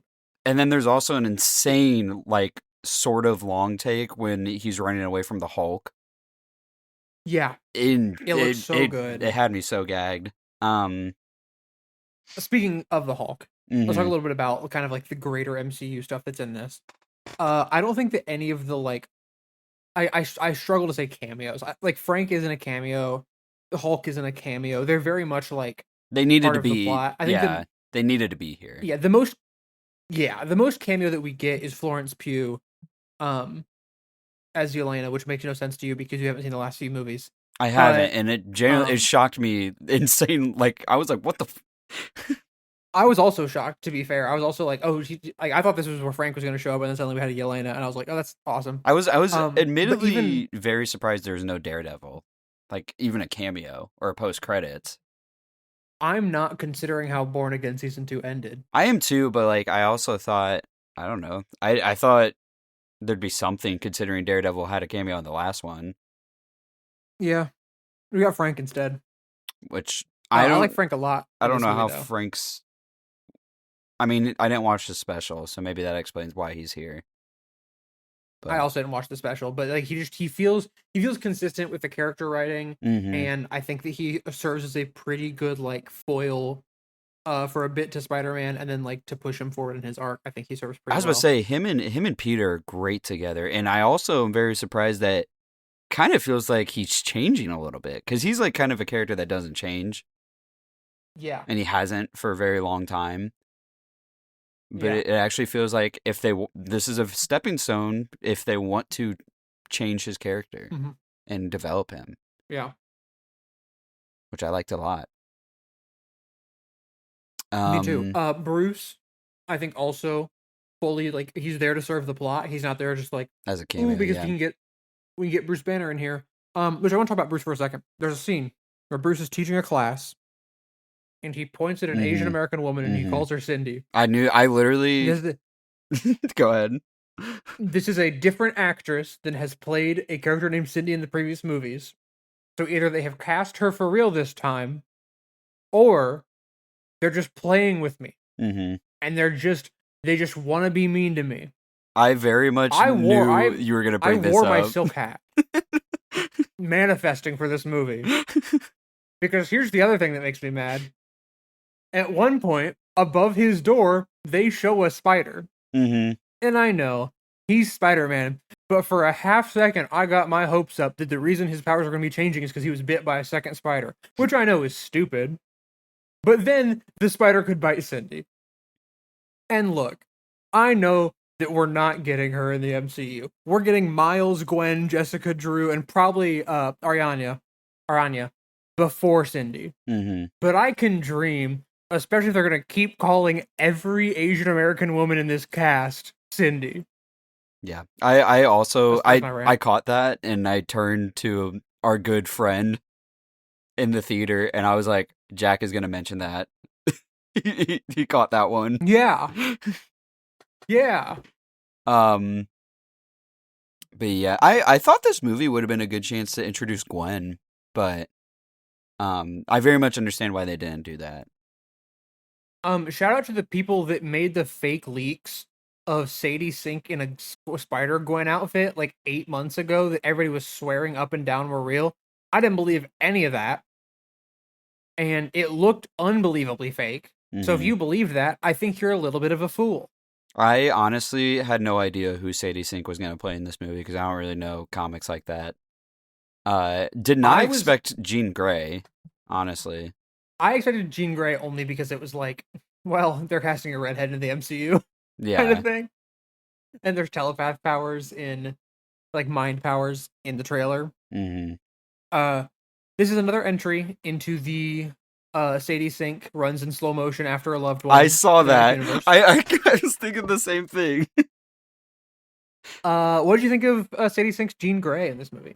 Well, she kills it, I think, obviously. Like, she's one of the Stranger Things, like, actresses that, like, she's going far. And also, same with, Tremel Tillman. I'm very happy that after Severance, he's getting very big roles. Because both of those actors are, like, they're both phenomenal at what they do. Yeah. I really love their work.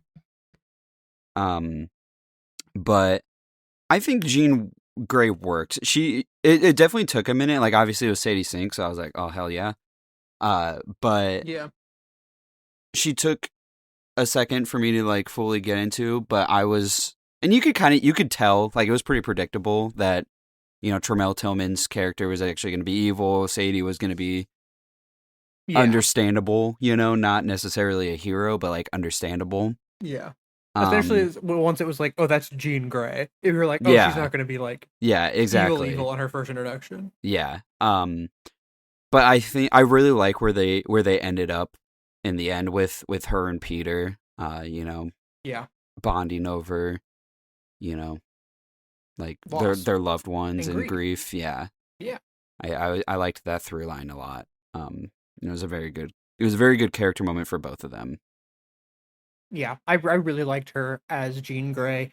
Interesting, I think Peter calls her a teenager at some point. She looks young, and she's styled and dressed very young in this movie, which I find interesting.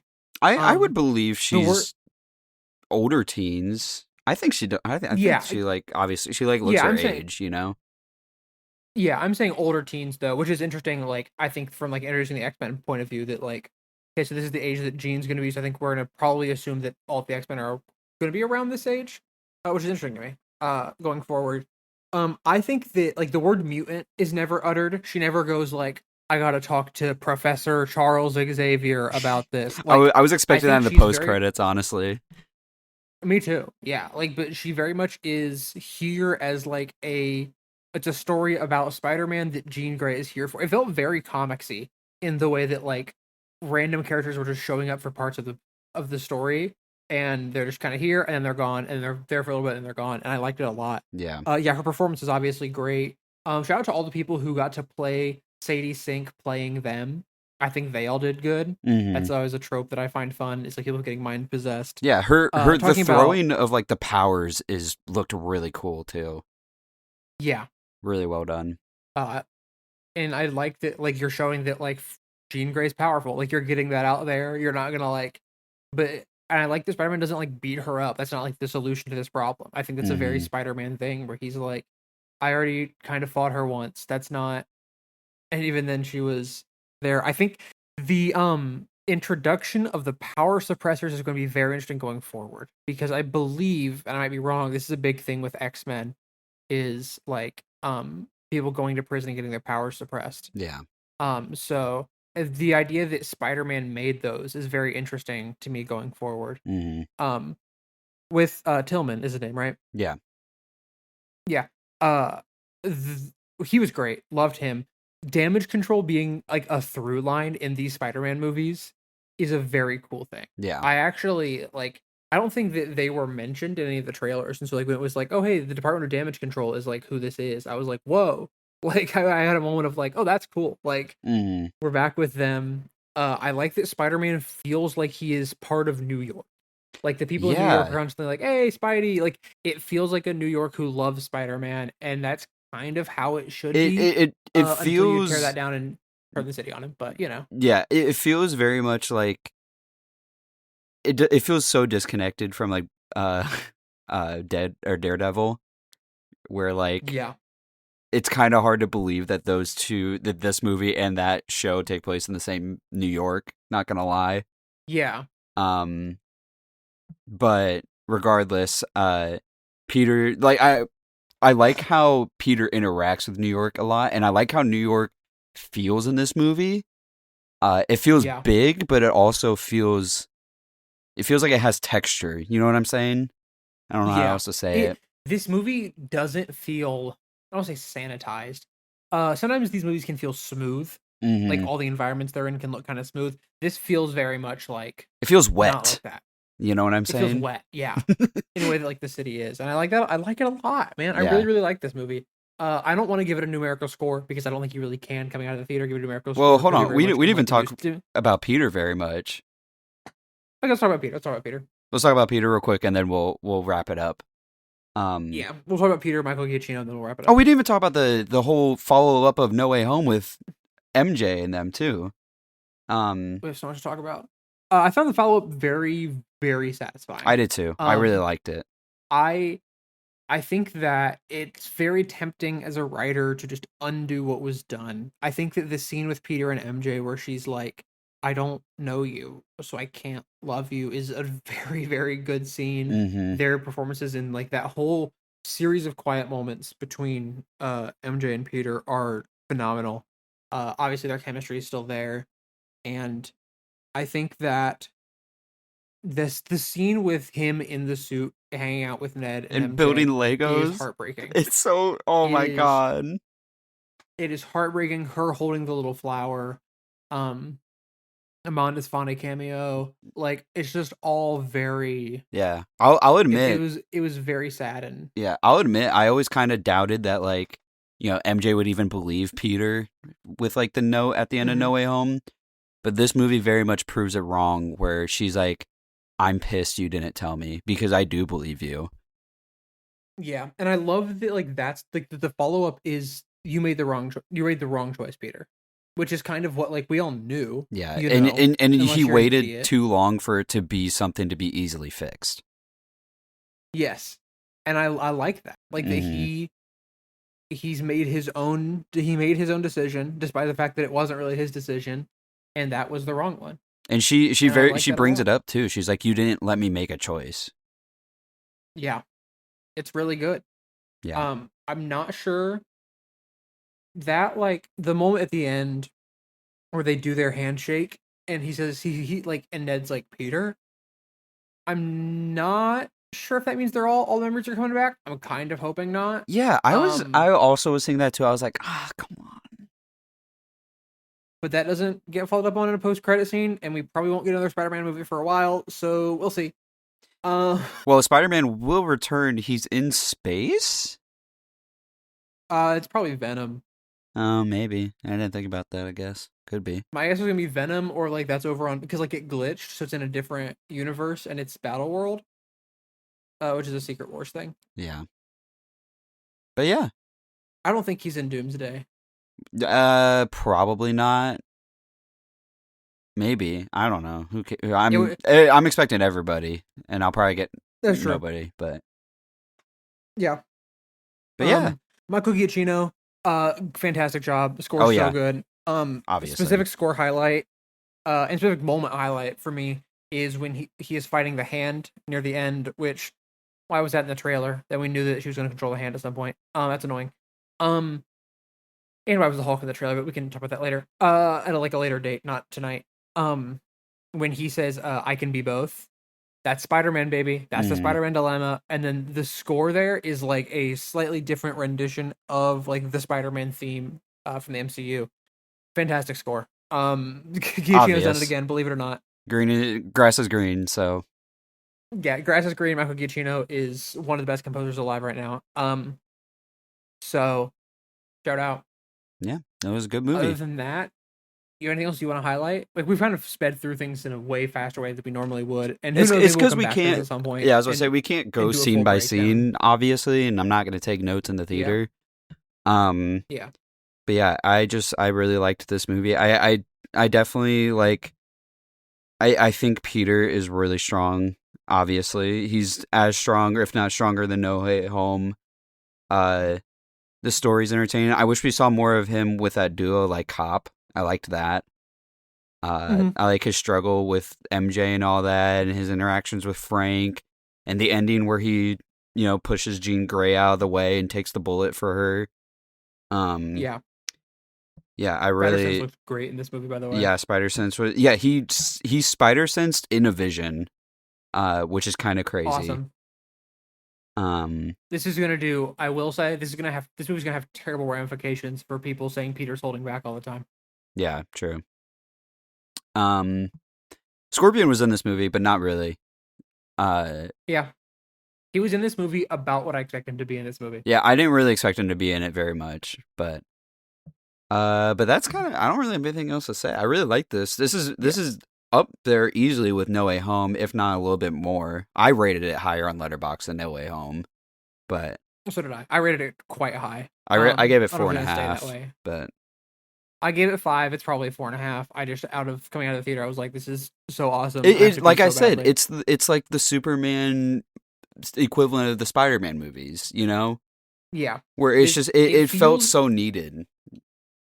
yeah, it feels so classic Spider-Man. Yeah, Like it in a way, and this is gonna sound reductive. I don't mean it to be. It felt like the PS4 game where that's what you're I was. like, Oh my this is a god. Spider-Man who has been Spider-Man and is like still going to be Spider-Man, and it's kind of like it's a Spider-Man that I've always wanted to see on screen, but like when when you get rebooted 3 times in 15 years, you're just gonna see the origin again and again, right? And it's why Yeah, I love in Homecoming that we skip the origin. yeah. But it this kind of like level of Spider-Man, and I don't know how many more Tom has in him. I don't know if he knows how many more he has in him. I would love still some more of like an experienced Spider-Man. Mm-hmm. Because we don't really get that a ton in a lot of stuff. It's why I love PS4 a lot, actually, is because it's a different era of Spider-Man than we normally see. That's why I Yeah. like Spider-Man 2 I too, I because it's a also very similar thing. yeah I turned to our good friend in the theater like right at the beginning when he's like fighting the guys on the rooftop and then he's like webbing them as they fall off the building. I was like, this is literally It's Spider-Man PS4, and he said he was like, I was thinking the exact same thing. It's so awesome, man. Yeah. All the action. I don't mean to be like, oh, the action was good, so the movie's good. The action is such a highlight, and a lot of times, like, look, when you close your eyes and you picture Spider-Man just swinging around in New York, in your mind's eye, in your imagination, that's what this movie looks like, Yeah. and that's the highest praise I can give it. This is the best swinging we've had in any movie. Um, Yeah. And I think, I think my highlight is just Peter's character and his resolution in the end where he realizes, yeah, he can have both. It's just gonna be work. yeah, it's going to. I'm sure in the next Spider-Man movie, the hard part's going to be can he do both? And Yeah. because that's the plot of Spider-Man, and it's very very good. I do want to address. I'm on record on this podcast previously talking about organic webs and web shooters, Yeah. and I want to talk about this a little bit. Mm-hmm. Um, Spider-Man has had organic webs in the comics in certain times.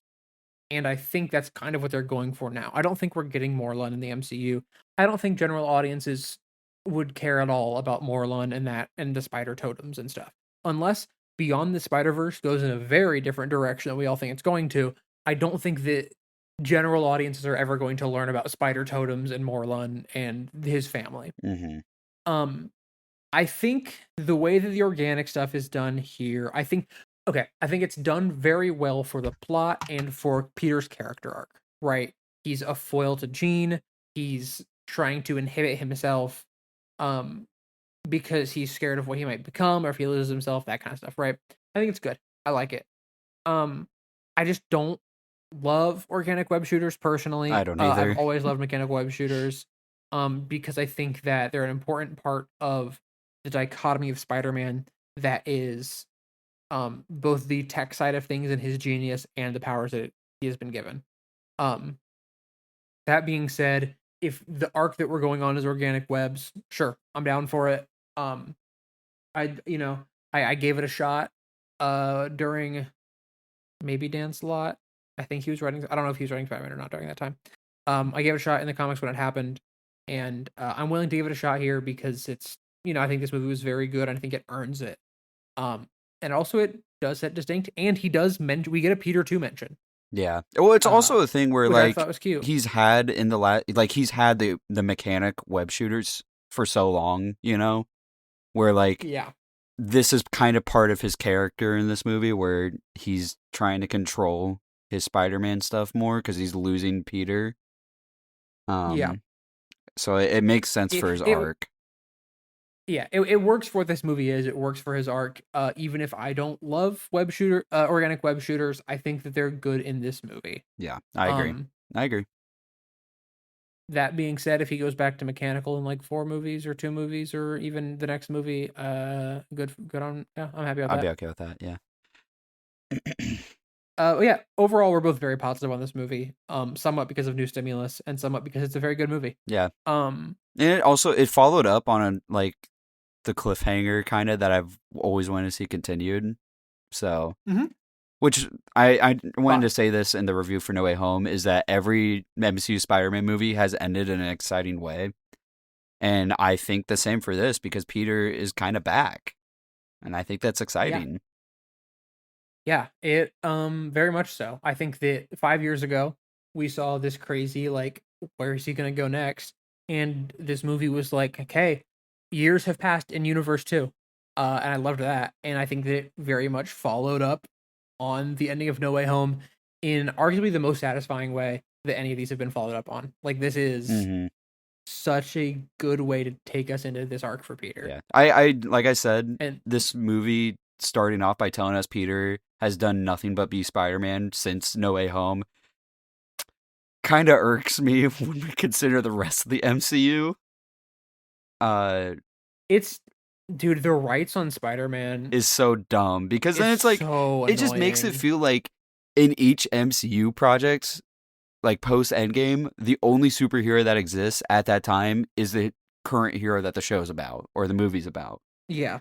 No other It's one superheroes of those exist things at that that's current moment. yeah. I think the place where it's most noticeable, and no spoilers, is Born Again. Yeah, Daredevil Born it Again. is by far the most noticeable in that one. It's I think Born Again is the first MCU project in a while, and I've kept up with most stuff that I have felt like, okay, where's another hero? Yeah. Like, where's somebody else? Specifically Spider-Man. It's hard to hold that against this movie. Yeah. When you know that it's outside factors, but it is one of those things that has started to bug me about the MCU that we will talk about when we get to later stuff. I agree. It's more of a overall issue rather than this movie. So yeah. So Eric, is it better than Into the Spider-Verse? Well, obviously, because this one's live action and that one's a cartoon.